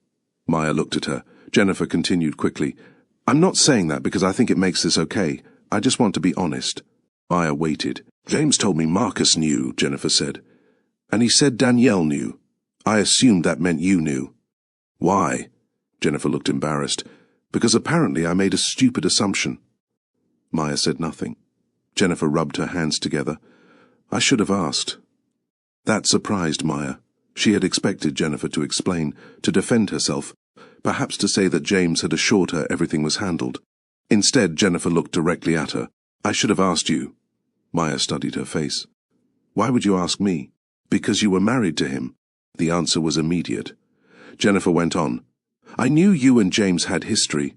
I knew you had been divorced for a while, and I knew things were complicated. But I also knew we were going to your sister's wedding." Accurate way to describe that. Maya almost smiled again. Jennifer noticed but continued. "I should have asked whether you knew I existed. I should have asked whether you knew we were married. Instead, I assumed someone else had already done the uncomfortable part." Maya looked down. The uncomfortable part. That seemed to be the entire story. Everyone had assumed somebody else would do it. James had assumed Danielle would tell Maya. Danielle had assumed there would be a better time. Marcus had assumed Maya already knew. Jennifer had assumed someone had handled it, and Maya had been the only person left without an assumption to make. "When did you meet James?" Maya asked. Jennifer seemed relieved by the question. "After you separated?" "After? Yes." Maya looked at her carefully. Jennifer understood why. "We knew of each other before," Jennifer said. "Casually. We had been in the same group once or twice, but there was nothing between us. Nothing was happening while you were married." Maya listened. Jennifer's answer did not sound rehearsed. It sounded uncomfortable because Jennifer knew exactly what Maya was wondering. "James and I started talking after you were already separated," Jennifer continued. "I knew about the divorce. I knew he was going through it. Did you know he was still talking about me?" Jennifer paused. "Yes." Maya looked up. Jennifer gave a small, uneasy smile. "Not constantly." "That is not reassuring." "I know." Maya looked away. Jennifer continued. "He was not sitting around telling me every detail of your marriage, but sometimes you came up." "How?" Jennifer considered the question. "Like someone who mattered." That answer landed differently. Maya had expected something sharper, something about regret or bitterness. Instead, Jennifer simply seemed to understand that a person did not disappear because a marriage ended. Maya looked at her. "Did you think I would hate you?" Jennifer gave a short laugh. "I still think there's a chance." Maya smiled despite herself. Jennifer's smile faded. "Yes, I thought you might. And I would understand." Maya did not know what to say. Jennifer glanced toward the door. "When James asked me to come tonight, I was nervous." "You still came?" "He said Marcus was one of his closest friends." "And?" Jennifer looked at her. "And I'm his wife." There it was again. Not possessive, not triumphant, just true. Maya had spent the evening hearing Jennifer described through the fact that she had become something Maya once was, James's wife. But Jennifer was standing in front of her now, looking uncomfortable and tired, and completely aware that Maya might dislike her. For the first time, Maya saw her as a person rather than the evidence of James moving on. That realization did not make the hurt disappear. It complicated it. Jennifer was not the woman who had stolen anything from her. She had not been waiting behind the marriage. She had not entered Maya and James's home and pushed Maya out. She had met a divorced man, then married him. The circumstances were messy because the people around them had failed to communicate. Jennifer looked down at her hands. "I am sorry." Maya was quiet. Jennifer added, "Not sorry that I married James." Maya raised her eyebrows. Jennifer nodded. "That would be a strange apology." Despite everything, Maya laughed again. Jennifer smiled. "But I am sorry that you found out this way," Jennifer said. "And I'm sorry I didn't stop long enough to wonder whether you actually knew." Maya looked at her. "Why are you apologizing when he's the one who should have told me?" "Because I knew enough to know there was a chance he hadn't." That answer stayed with Maya. Jennifer could have protected herself. She could have said the problem belonged entirely to James, Danielle, Marcus, and Maya's mother. Instead, she was accepting the smaller part that belonged to her. Maya respected that, reluctantly, which was irritating. "You know," Maya said, "I had prepared myself to hate you." Jennifer's eyes widened slightly. "That is a terrible thing to say to someone, I know. Are you trying to make me feel better?" "No." "Good, because it isn't working." Maya smiled. Jennifer smiled too. For a moment, the tension between them loosened. Then Maya looked toward the reception. James was still somewhere inside. "So, what happens now?" Jennifer asked. Maya considered the question. "I go home," Jennifer nodded. "And after that?" Maya looked at her. "I have no idea." Jennifer gave a small laugh. "Be a theme tonight." Maya's expression changed. The word struck too close to something else. Nobody knew how to tell Maya, nobody knew when to tell her. Nobody knew what they were supposed to be after divorce. Everyone had waited. Jennifer noticed Maya's face. "Sorry, no." Maya looked down. 99. "You didn't say anything wrong." Jennifer waited. Maya appreciated that. She did not ask another question. She did not try to fill the silence. Finally, Maya picked up her bag. "I should go." Jennifer nodded, then hesitated. "Can I ask you one thing?" Maya looked at her. Jennifer seemed to reconsider. "No, never mind." Maya almost laughed. "Now you have to ask." Jennifer sighed. "Do you think you'll ever speak to him again?" Maya followed her gaze toward the reception room. James, her ex-husband, Jennifer's husband, a man she had once known so completely that his silence could tell her what kind of day he was having. A man whose new marriage she had learned about less than an hour ago. "I don't know," Maya said. Jennifer nodded slowly. "Okay." Maya started toward the door, then stopped. She turned back. "Jennifer." "Yes?" Maya hesitated. This was uncomfortable too. "I don't hate you." Jennifer blinked. "That might be the nicest thing anyone has said to me tonight." "Don't make me take it back." Jennifer smiled. "I won't." Maya left her standing there. As she moved toward the exit, she realized something she had not expected. The person she had prepared herself to blame had not asked to become the symbol of everything Maya had lost. Jennifer had simply entered a complicated story after the marriage had already ended. The anger Maya felt had not disappeared, but it no longer had one easy place to go, and somehow that made it harder, because Jennifer was human, which meant Maya would have to decide what to do with the people who had actually known better. Maya had made it through the door and onto the front steps when she heard James behind her. "Maya!" She stopped. For 1 second she considered pretending she had not heard him, but she turned around. James was standing several feet away. Behind him the reception continued through the glass doors. Maya could see people moving inside, the wedding carrying on without them. James glanced toward the parking area. "Are you leaving?" "Yes." "Do you want me to make sure you get home safely?" Maya looked at him. Then she looked toward her car, then back at him. "I drove myself." James followed her eyes. "Yes." Maya waited. He nodded slowly. "Realized that after I said it." A small, unwilling smile touched her face. James noticed. "There it is." "What?" "That look." "What look?" "The one you used to give me when I said something stupid." Maya's smile disappeared. James immediately looked away. "Sorry." "No." Maya said. You're right. He nodded. For a few seconds neither spoke. The trace of their old humour had appeared and vanished so quickly that Maya almost wished it had not happened. It reminded her that this was not the first difficult conversation they had ever had, only the latest one. James stepped down from the entrance. Maya, I am sorry. She tightened her grip on her bag. I know. No, I don't think you do. Maya looked at him. James seemed uncomfortable in his own skin. She recognized that too. When he had something difficult to say, he often began by apologizing before deciding exactly what he was apologizing for. You should have told me, Maya said. Yes. Before you married her. Yes. Before you brought her to my sister's wedding. Yes. Maya waited. James waited too. She sighed. You know what the problem is? There are several. That almost made her laugh.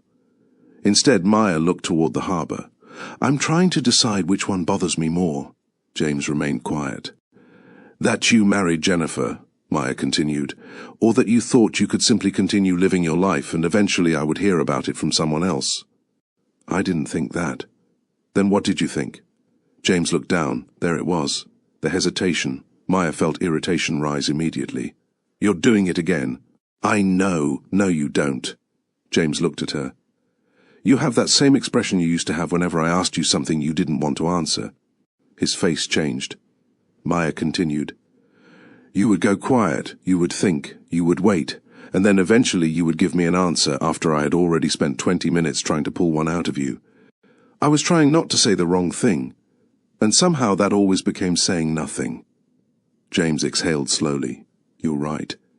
Maya almost laughed. Do you know how frustrating it is that you keep saying that tonight? What would you prefer? I don't know. The words escaped before she could stop them. James gave her a brief look. Maya closed her eyes. Don't. I didn't say anything. You were thinking it. I was not. You were. A faint smile appeared on his face. Maya pointed at him. That is what I mean. What? You know exactly what I mean. James looked away again. And suddenly Maya could see the danger. They were standing outside a wedding reception, having an argument that had begun to sound exactly like arguments they had had years ago. James retreating into quietness, Maya pressing harder, James trying to avoid making things worse, Maya becoming more frustrated because avoidance itself was making everything worse. The same movement, the same direction. Maya stopped. James noticed. What? Maya shook her head. No. What? We are not doing this. James looked confused. Doing what? Having the same argument. His expression softened. Maya looked away. I spent enough years trying to get you to answer questions you did not want to answer. James was quiet. And I'm not spending tonight doing it again. I am answering you. You're answering after being pushed. He accepted that. Maya turned toward him. Fine. Let me ask you something directly. James nodded. When did you meet Jennifer? The question seemed to surprise him. After you moved out. How long after? A few months. And how quickly did you start dating? James hesitated. Maya raised a hand. No, answer. Not immediately. She stared at him. Maya. How long? A few months after that. So, less than a year after we separated. Yes. And when did you know you wanted to marry her? James looked toward the reception. Maya almost interrupted him again. Then he answered. Before I expected to. She studied him. What does that mean? It means things felt different. Different how?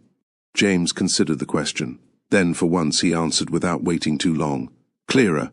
Maya went still. Clearer. Yes. Because Jennifer wanted the same things you wanted. That was part of it. And because you didn't have to spend years wondering whether she would eventually want children. James's expression tightened. That was part of it too.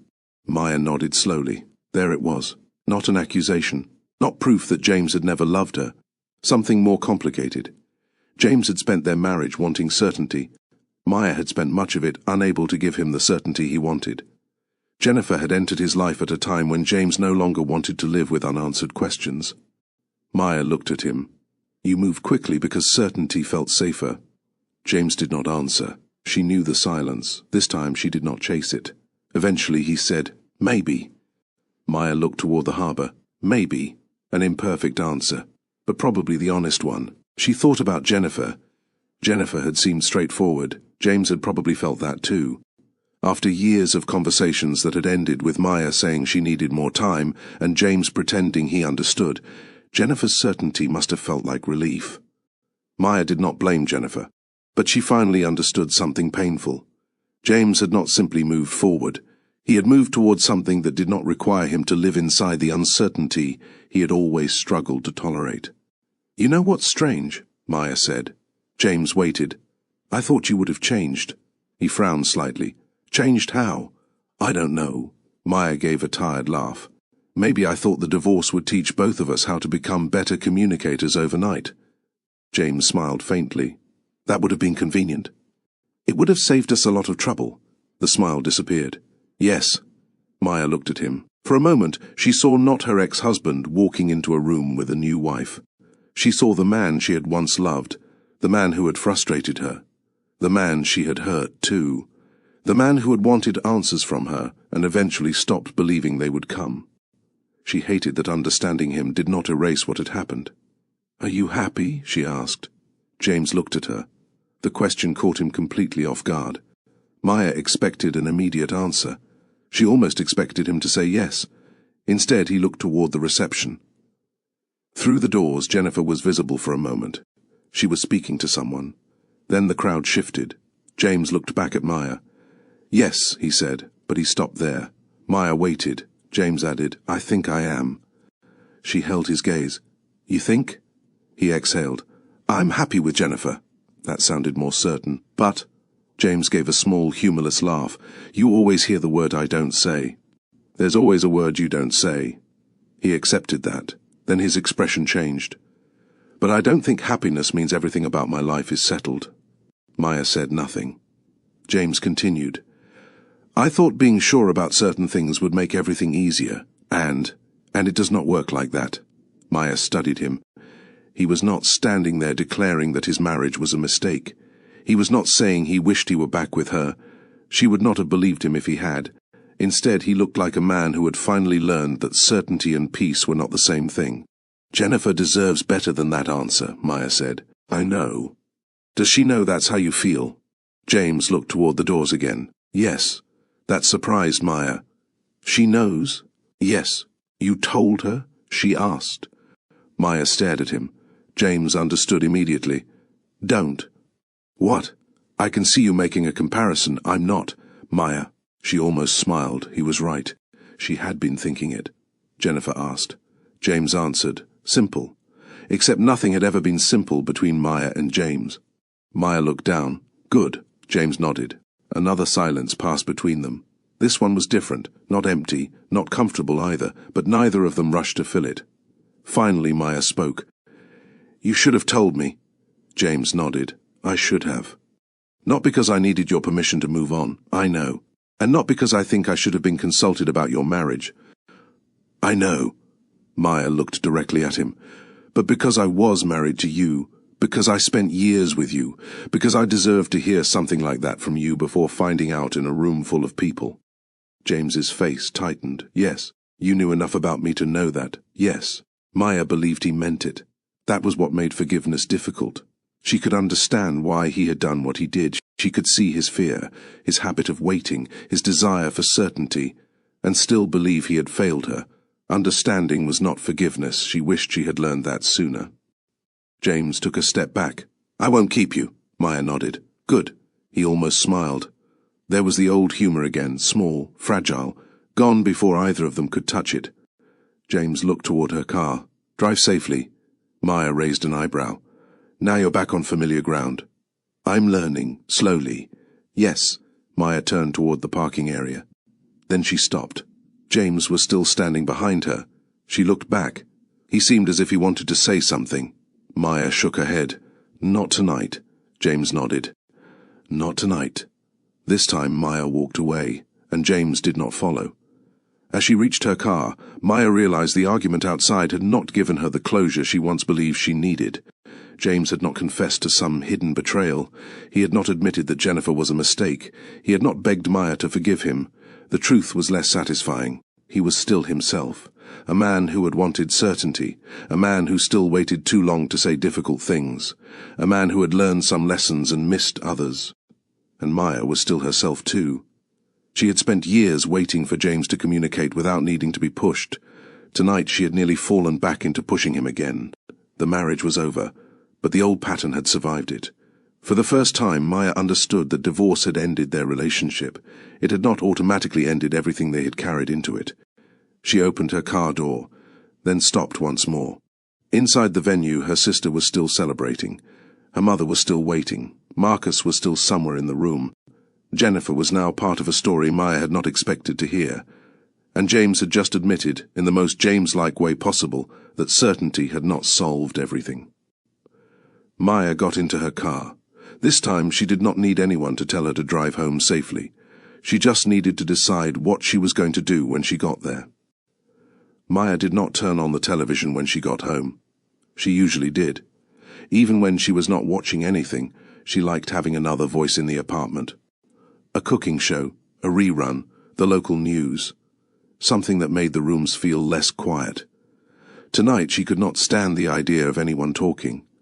She locked the door behind her, then checked it again. Her shoes came off near the entrance. Her bag landed on the kitchen counter. Her dress remained on. Maya stood in the middle of her apartment for several seconds, staring at absolutely nothing. The wedding had ended for her hours before the reception actually ended. She could still see Jennifer's face. James outside the venue, Danielle crying in the hallway, her mother saying the one sentence Maya could not seem to put down. "Please don't make this about you." Maya went into the kitchen. There was a cup in the sink. She washed it. There was nothing wrong with it. It was not dirty enough to require immediate attention. Maya washed it anyway. Then she dried it. Then she opened the cabinet and rearranged 3 other cups. She moved to the living room. The throw blanket on the couch was crooked. She folded it. The pillows were uneven. She fixed them.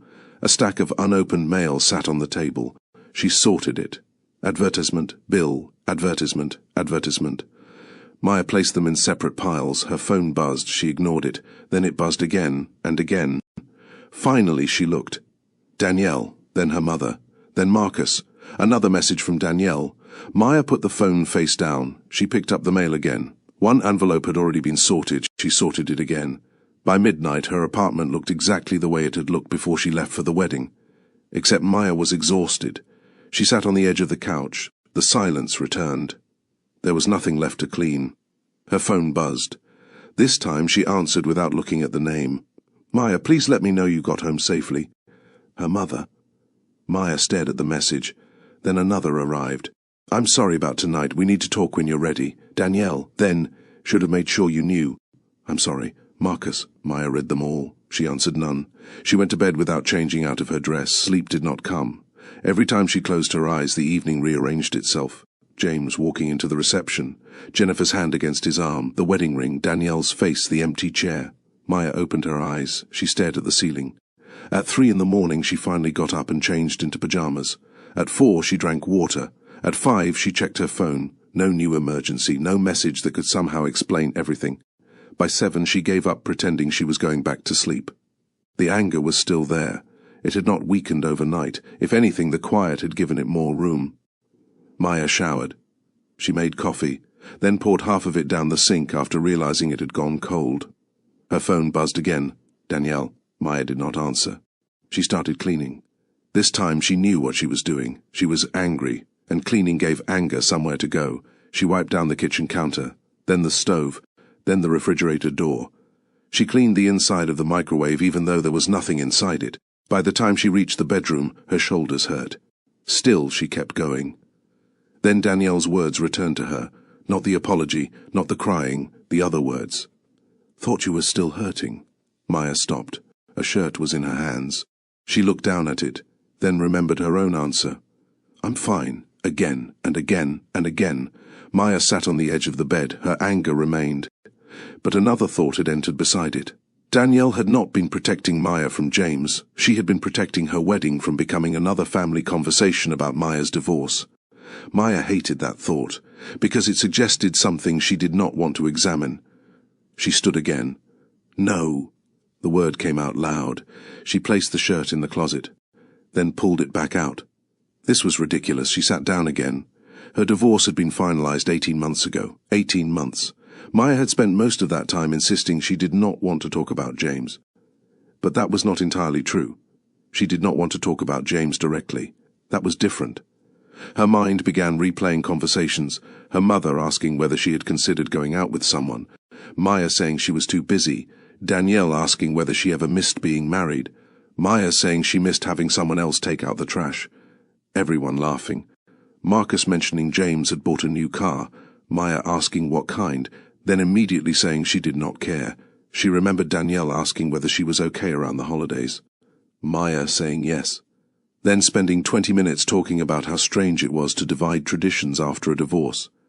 She remembered her mother asking whether Maya wanted to spend Thanksgiving with the family. Maya saying, "Unless James is coming." Her mother had paused. Maya had laughed. "I'm joking." Was she? Maya covered her face. The problem was not that she had never discussed the divorce. The problem was that she had discussed it without admitting she was discussing it.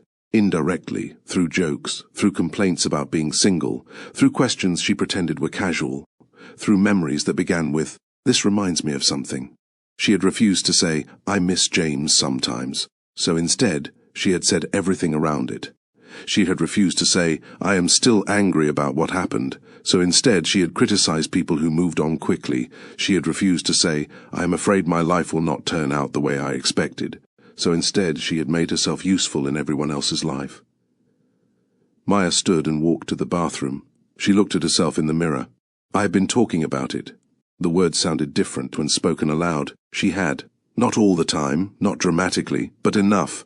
Enough that Danielle had apparently started worrying about Maya's reaction before James ever called. Enough that the divorce had become present in family conversations, even when James was nowhere near the room. Maya gripped the edge of the sink. That did not excuse what Danielle had done. It did not excuse what her mother had said. It did not make James's silence acceptable. But Maya could finally understand one uncomfortable part of the truth. Her family had not simply invented the idea that she was still hurting. She had given them reasons to believe it. The problem was that none of them had trusted her enough to say so plainly. Instead, they had whispered around the problem, just as Maya had. Maya closed her eyes. She remembered the hallway. Danielle saying she had asked whether Maya was okay. Maya saying she was fine. Danielle asking whether she still thought about James. Maya avoiding the answer. At the time, Maya had felt angry that her sister believed those questions gave her permission to hide the truth. Now Maya understood Danielle's confusion.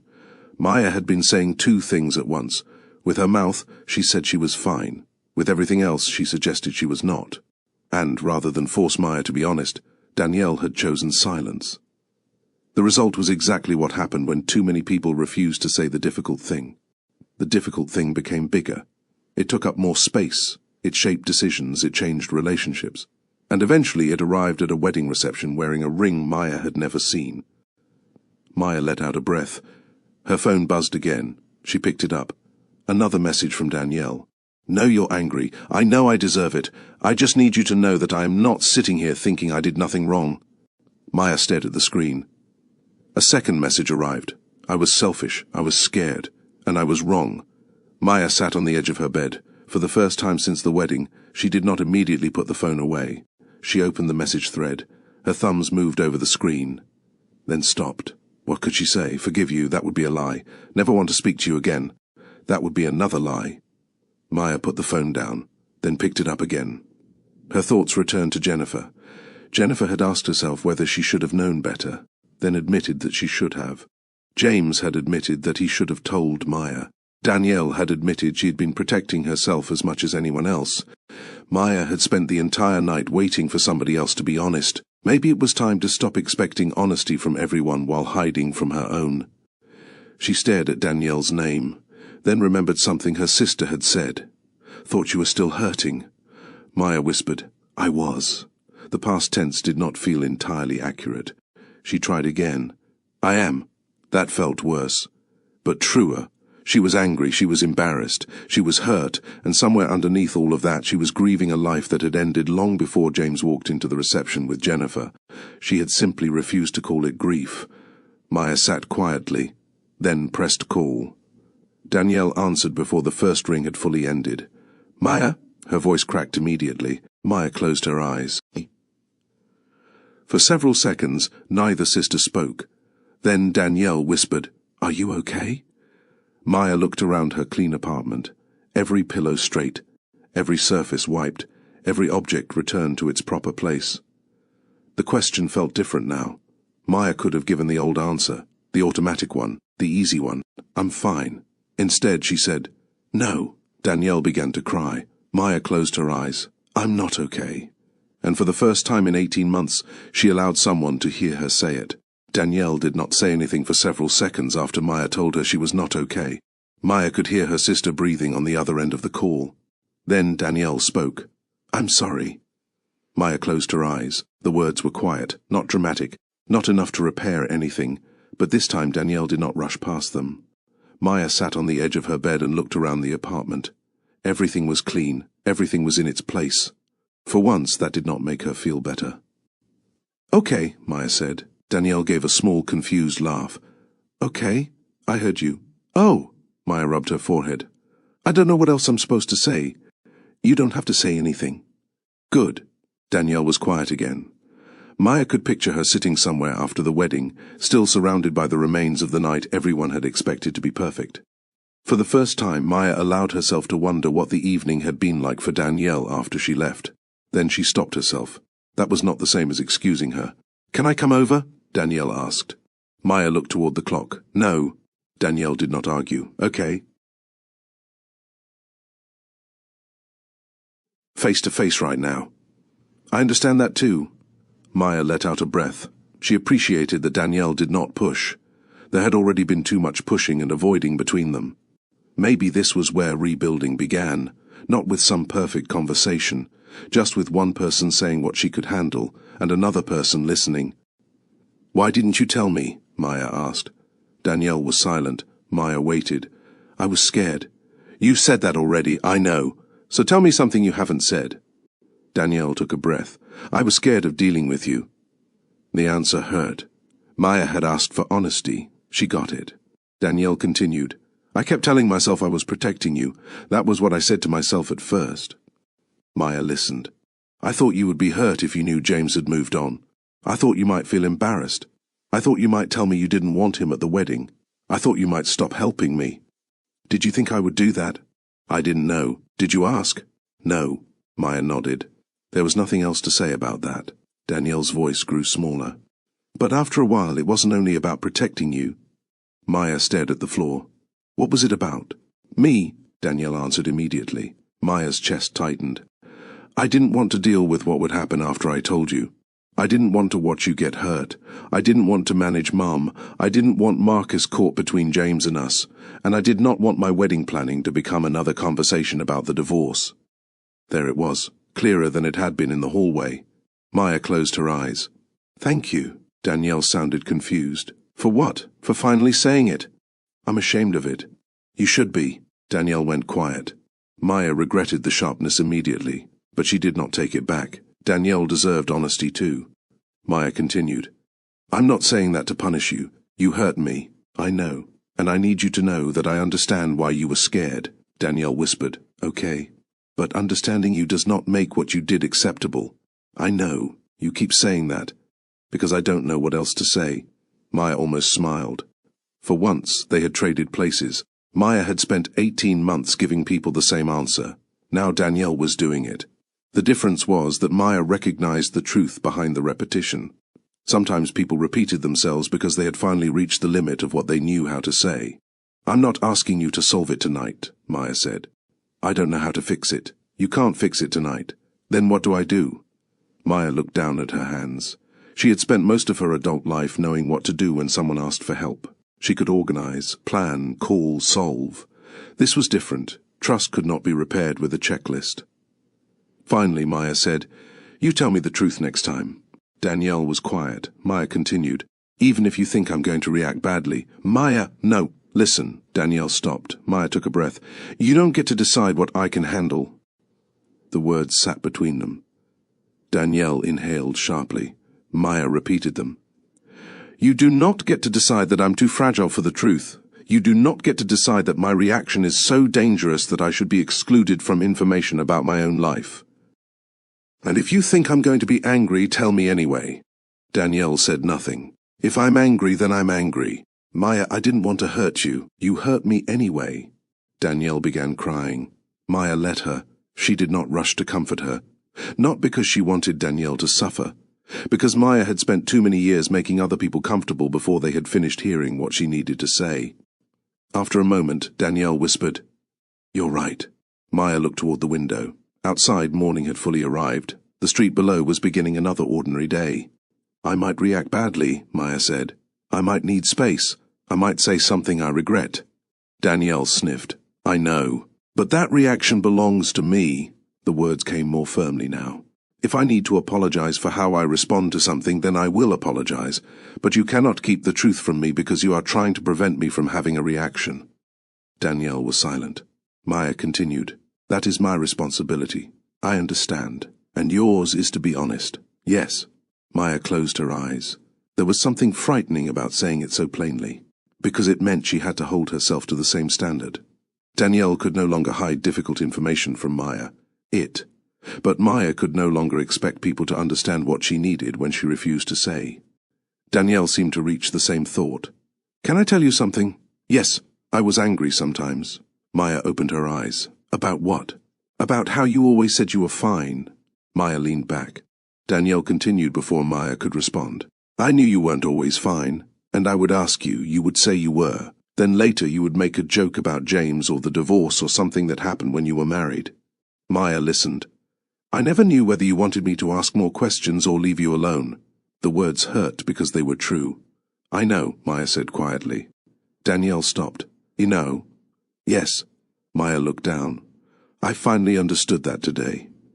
She told Danielle about the cleaning, about the messages, about realizing she had spent months speaking about the divorce indirectly while insisting she did not want to discuss it. Danielle listened. Maya did not make herself sound noble. She did not tell the story as if her family had misunderstood everything. "I was hurt," Maya said, "but I also made it difficult for people to know how to approach me." Danielle's voice softened. "That doesn't make this your fault." "No," Maya answered quickly. "Those are two different things."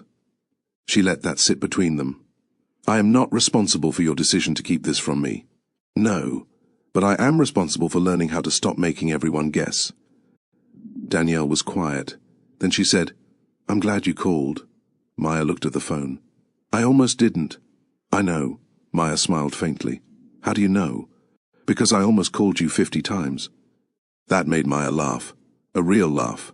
Tired, but real. Danielle laughed too. For a few seconds they sounded like sisters again. Then the laughter faded. Maya knew better than to mistake that moment for healing. One conversation did not restore trust. One apology did not erase months of silence. But the conversation had changed something important. Neither woman was pretending anymore. "I love you," Danielle said. Maya closed her eyes. "I love you too. I'm sorry." "I know, and I'm going to keep being sorry for a while." Maya opened her eyes. "That sounds exhausting." Danielle laughed through another tear. "It probably should be." Maya smiled. Then her expression became serious. "I'm not ready to forgive you yet." Danielle did not hesitate. "You don't have to be. I mean it. I know. I might be angry again tomorrow." "Okay. I might not answer your calls." "Okay." Maya paused. "But I don't want this to become another thing we never talk about." Danielle was silent for only a moment. "Neither do I. Then we talk. Yes, even when it is uncomfortable. Yes, especially then. Yes." Maya looked around the apartment once more. For 18 months, she had treated strength as silence. She had believed that if she carried her pain without placing it in anyone else's hands, she was protecting everyone. Danielle had made the opposite mistake. She had believed that if she kept Maya away from painful information, she was protecting her. Both women had confused avoidance with care, and both had paid for it. "I have to go," Maya said. "Okay." "Danielle? Yes?" "Next time, tell me." Her sister's voice broke. "I will." Maya ended the call. She did not feel lighter. Not yet. The anger had not vanished. The trust had not returned. But she had finally said what she needed to say, and Danielle had finally listened without asking Maya to make herself smaller for someone else's comfort. Maya set the phone beside her. Then, for the first time that morning, she did not reach for a cleaning cloth. She simply sat. There was nothing to fix immediately. No emergency to organize, no one waiting for her to make things easier. There was only the truth, uncomfortable, incomplete, but finally spoken. 3 weeks later, Maya was sitting at her kitchen table when Danielle sent her a photograph. Maya stared at the notification without opening it. For a moment, she considered leaving it there. Danielle had been giving her space since their conversation. They still spoke, but carefully at first. No one pretended the wedding had never happened. No one rushed Maya toward forgiveness. Danielle called. Maya answered. Danielle asked how she was, and Maya had learned to stop giving the same automatic answer. Sometimes she said she was okay. Sometimes she said she was tired. Once, when Danielle asked on a particularly bad day, Maya had simply said, "Still irritated." Danielle had laughed. That had been progress. Now Maya looked at the photograph notification. She opened it. James and Jennifer stood outside a small building, smiling at the camera. Wedding photographs. Maya knew immediately. Jennifer wore a simple white dress. James looked uncomfortable, in the way he always did when someone told him to smile naturally. Maya stared at the image. Her stomach tightened. There it was. The reaction she had expected. Not jealousy exactly, not even longing, something stranger. She was looking at proof of a life that had happened while she was still learning how to describe the end of the previous one. She swiped to the next photograph.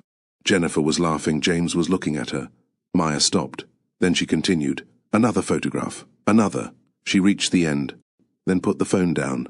That was progress. 3 weeks earlier, Maya might have stared at those photographs for an hour, looking for something she could interpret. Was James happier? Did Jennifer look happier than Maya had ever looked? Did his smile mean something? Did the wedding look better than hers had? This time Maya allowed herself to feel the discomfort. Then she let the photographs remain what they were. Photographs, not evidence, not a judgment, not a comparison she had to win. She picked up her phone and texted Danielle. "Thanks for sending them." The response came quickly. "Are you okay?" Maya looked at the screen. She thought about the old answer. Then typed, "A little sad, a little strange." "But okay enough," Danielle replied. "That sounds honest." Maya smiled. It was. A month later, James sent her a message. Maya saw his name while standing in line for coffee near work. Her body reacted before her mind did. She stared at the screen. "James, are you open to having the conversation we postponed?" Maya almost laughed. "Of course." Even now, James managed to ask a question that sounded as if there had been a formal agreement somewhere. She put the phone in her pocket, then took it back out. The message remained. For several minutes she did nothing. Then she typed, "Coffee, 1 hour, public place." James responded almost immediately, "That sounds fair." Maya added, "And no turning it into 3 hours because neither of us knows how to end a conversation." A pause. Then, "You've thought about this?" Maya typed, "1 hour, James." He sent the name of a cafe. She agreed. The meeting took place on a Saturday afternoon. Maya arrived 5 minutes early. James was already there. Of course he was. James had always arrived early when he was nervous. She had forgotten that. He stood when she approached. Maya looked at him. "You can sit down." "Right." He sat. Maya sat across from him. They ordered coffee. Then silence arrived. Maya looked at the clock on the wall. 1 hour. James nodded. "I remember." "Good." Another pause. James folded his hands. Maya waited. Finally she said, "You asked for this meeting. I know. Then start." James looked at her. A faint smile appeared. "You haven't changed completely." 25 years of personal growth in 2 months was too ambitious. "We were married for 7 years. Maya looked at him. James stopped smiling. "Sorry," she sighed. "Start." James took a breath. "I wanted to apologize without being at Danielle's wedding." "You did apologize. I know. But I kept thinking about what you said." Maya waited. "That I should have told you. Yes. And that I kept waiting for the perfect time." Maya leaned back. "There was no perfect time. I know that now. You knew it then." James looked down. "Yes, that was better." Maya noticed the difference. He did not explain it away. James continued. "I used to think that waiting was patience." Maya looked at him. "It was avoidance." "Yes." The answer came immediately. That surprised her. James looked down at his coffee. "I thought if I waited until I knew exactly how to say something, I was being considerate." Maya remained quiet. "But most of the time, I was just delaying a conversation because I did not want to deal with what came after." Maya nodded slowly. That sounds familiar. It should. The faint humour between them returned, then disappeared. James looked directly at her. I did that during our marriage too. Maya felt her shoulders tense. I know. When we talked about children. There it was, the subject neither of them could approach casually. Maya looked out the window. James continued. I wanted an answer. I remember. And when you couldn't give me one, I told myself I was being patient. Maya looked back at him. But you weren't. No. James swallowed. I was waiting while becoming angry that you needed time. Maya said nothing. And I thought if I didn't raise my voice, I was handling it well. Maya gave a small, humorless laugh. You were very proud of not raising your voice. James almost smiled. I was. You could be furious without changing your tone. Yes, which was somehow worse.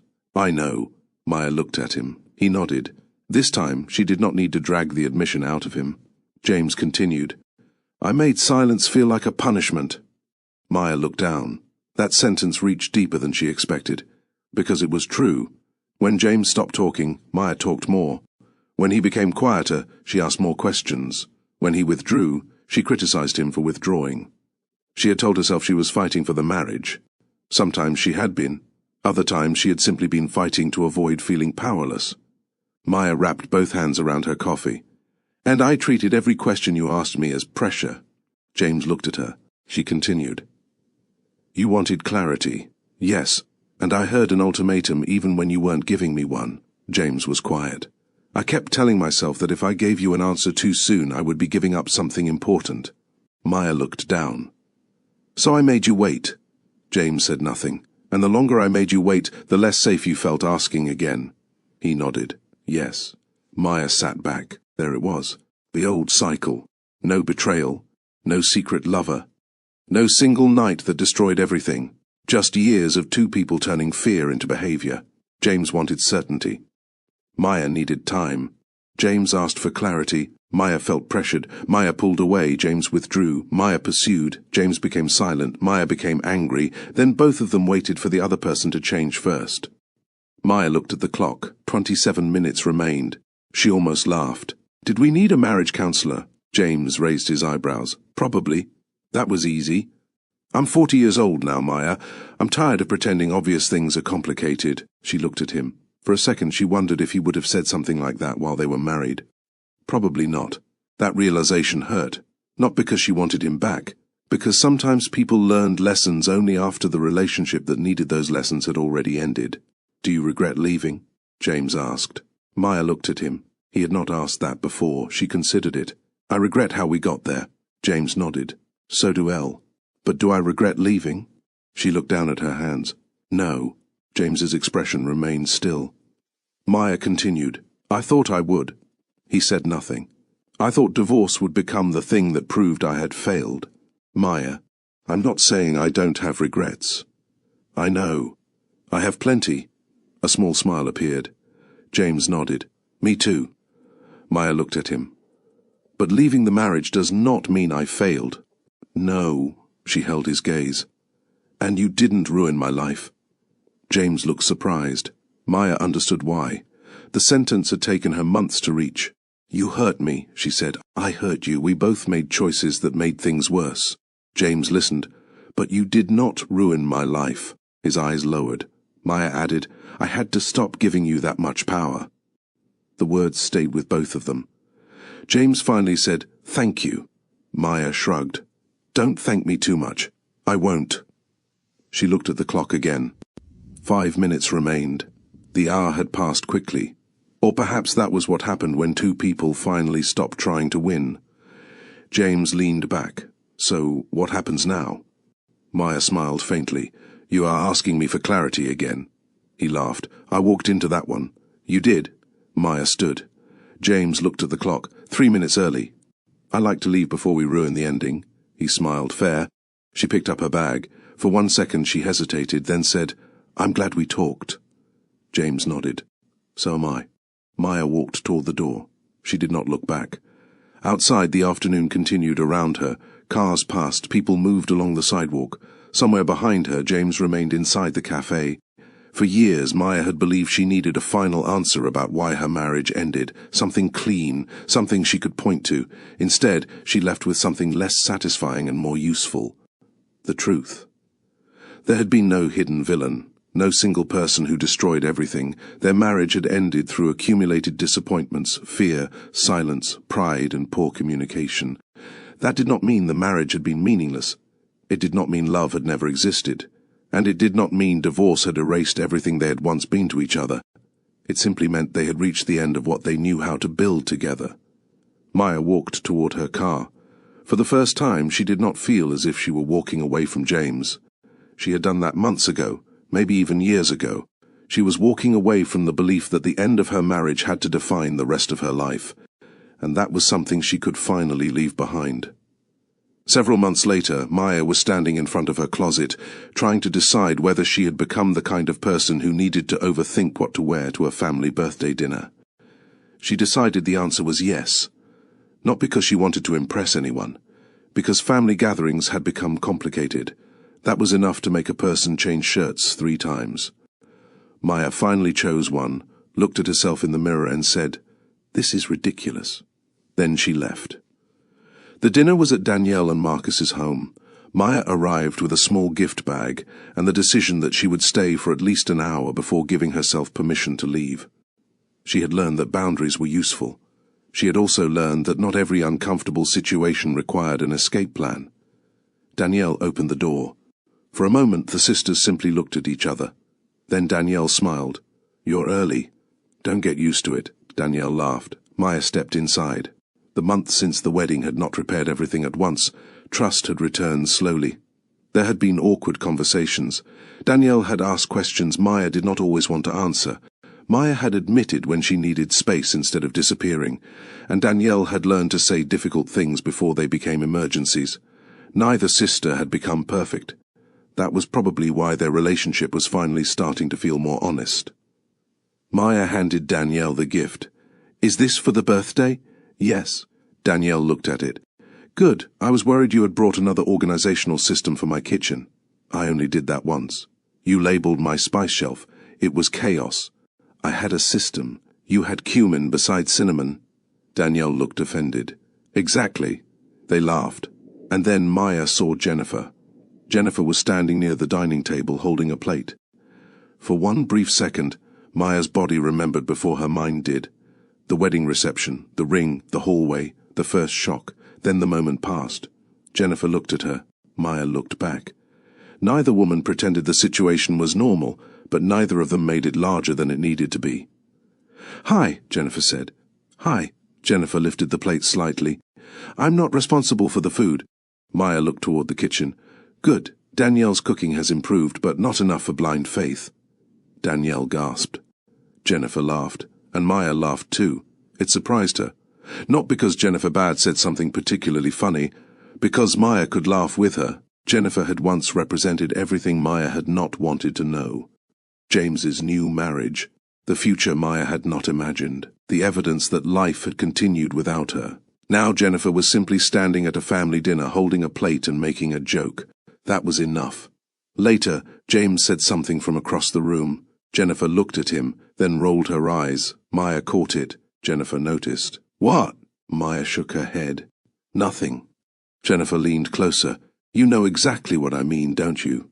Maya looked toward James, then back at Jennifer. "Yes." They both laughed. For one brief moment, Maya understood something she could not have understood at the wedding. She and Jennifer did not have to become friends. They did not have to explain their existence to each other. They did not have to represent betrayal, replacement, victory, failure, or anything else people might attach to 2 women connected to the same man. They were simply 2 people with an uncomfortable connection who had decided not to make that connection the center of their identities. That was enough. As the evening continued, Maya watched Danielle move through the room. Her sister still asked for help sometimes. Of course she did. But things had changed. Danielle no longer assumed Maya would fix every problem before anyone else noticed it, and Maya no longer rushed to volunteer. Once, when Danielle began asking Maya to help with something, Maya listened, then said, "Do you want advice, or do you want me to do it?" Danielle stared at her. "Those are different." "Yes," Danielle laughed. I want advice. Good, Maya smiled, because I'm sitting down. That had become one of the small ways their relationship healed, not through one dramatic apology, through different choices. Again and again. Maya had changed too. She had finally taken the evening course she had postponed during the marriage and then continued postponing after the divorce. The first night had been strange. She had sat near the door, uncertain whether she belonged there. But she returned the following week, then the week after that. She met people, not dramatic friendships, not a sudden new life, just people who knew Maya without first knowing she had been married to James. People who did not ask whether she was doing better after the divorce because they did not know there had been one. At first, Maya found that oddly freeing. Then she realized why. She had spent too long entering rooms already prepared to explain who she used to be. Now she could simply be present. She also learned to stop treating quiet weekends as evidence that something was missing. Some Saturdays she stayed home, she read, she cleaned because she wanted to, not because she was trying to outrun a feeling. She went for walks, she called Danielle. Sometimes she ignored everyone. And occasionally when loneliness appeared, she did not immediately turn it into a problem. Loneliness was a feeling, not a verdict. Months earlier, Maya would have heard an empty apartment and assumed something was wrong. Now she could sit in the quiet without immediately deciding what it meant. That was progress too. Later in the evening, someone asked Maya whether she was finally over James. The question was casual. The room became quieter anyway. Maya looked toward the person who had asked. She could have laughed it off. She could have changed the subject. She could have said yes. Instead, she thought about it. James was across the room. Jennifer was beside him. Danielle was speaking to Marcus. Her mother was listening nearby. Everyone had changed in some way since the wedding. Not completely, but enough. Maya smiled. I don't think I'm trying to get over a person anymore. The person who had asked looked confused. Maya continued, I'm trying to understand what that part of my life was. Nobody interrupted. It was real, Maya said. It mattered. It ended. She shrugged gently, and I don't need to pretend it was meaningless just because it didn't last. The question seemed to end there, but Maya carried the answer with her. Later, she stepped outside for air. The evening was quiet. Danielle followed her a few minutes later. Maya looked at her sister. Are you checking on me? Yes, Maya smiled. That's fair. Danielle stood beside her. For a moment, neither spoke. Then Danielle said, I'm glad you came. So am I. You almost didn't. I considered faking a minor illness. Danielle laughed. I would have known. Probably. They stood together. Then Danielle became serious. I meant what I said after the wedding. Maya looked at her. I know. I should have told you. Yes, Danielle nodded. And I will not make that decision for you again. Maya studied her sister. The promise mattered, but Maya understood now that trust did not depend on promises alone. It depended on what people did when the next difficult moment arrived. Still, she appreciated hearing it. I believe you're trying, Maya said. Danielle smiled. I'll take that. That's all you're getting tonight. I know. Maya looked out into the darkness. At Danielle's wedding, she had believed she was the only person sitting alone. The empty chair beside her had seemed to prove it. But she understood something different now. Danielle had been carrying fear.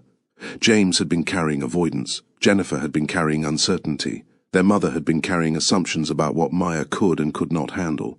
And Maya had been carrying grief she kept alive by refusing to name it honestly. They had all been silent in different ways. That silence had made each person feel separate from the others. But none of them had truly been alone. They had simply been afraid to speak. Maya turned toward Danielle. Do you remember the chair? Danielle's face changed. Yes. I hated that chair. Danielle gave a sad laugh. I know. I thought it meant someone had been forgotten. Danielle looked down. Maya continued. Maybe I was wrong. Danielle looked at her. About what? Maya thought about it, then smiled. Maybe nobody was forgotten. Danielle waited. Maybe we were all just sitting beside things we refused to talk about. Danielle looked away. For a moment, Maya thought she might cry. Instead, her sister reached over and took Maya's hand. Maya let her. They stood there together. Not repaired completely, not returned to the way things had been, but still family, still capable of making mistakes, still capable of choosing something better afterward. And sometimes, Maya thought, that was what moving forward really meant. Not erasing what happened, not pretending nobody had been hurt, not waiting for life to return to the version you had imagined. It meant learning to stop repeating the same story about the pain. People could love you and still make poor decisions about your feelings. You could be hurt by someone who never intended to hurt you. You could forgive without pretending the damage never happened. And sometimes moving on was not about letting go of a person. Sometimes it was about letting go of the story you had repeated so many times that you no longer noticed how much it was shaping your life. Maya went back inside. The dinner continued. James was talking, Jennifer was laughing, Danielle was arguing about dessert. Maya's mother was watching everyone with the expression of someone who had decided she had learned a lesson and hoped nobody would ask her to explain it. Maya smiled. The family was still complicated. It probably always would be. But tonight, Maya did not feel like the woman sitting beside an empty chair. She had stopped waiting for someone else to tell her what she was supposed to feel. She had stopped pretending strength meant silence. And she had stopped measuring her life against the marriage that had ended. For now, that was enough. And if there was one question Maya still carried from that wedding, it was not why everyone had hidden the truth from her. She understood that now. The better question was what people should do when love and fear collide. Should they protect someone from a painful truth, or should they trust them enough to tell it? Maya had finally learned her answer. Tell the truth. Then allow people the dignity of deciding what they can do with it. If this story made you think, what would you have done? If your family hid a painful truth because they were afraid of your reaction, would you see it as protection or betrayal? Share your thoughts in the comments. And if you enjoy emotionally grounded stories about real people, difficult choices, and the consequences of the things we leave unsaid, please like, comment, share, and subscribe to Mr. Wisdom Stories. Because sometimes the hardest truths are not the ones people tell us. They are the ones we finally become willing to say ourselves.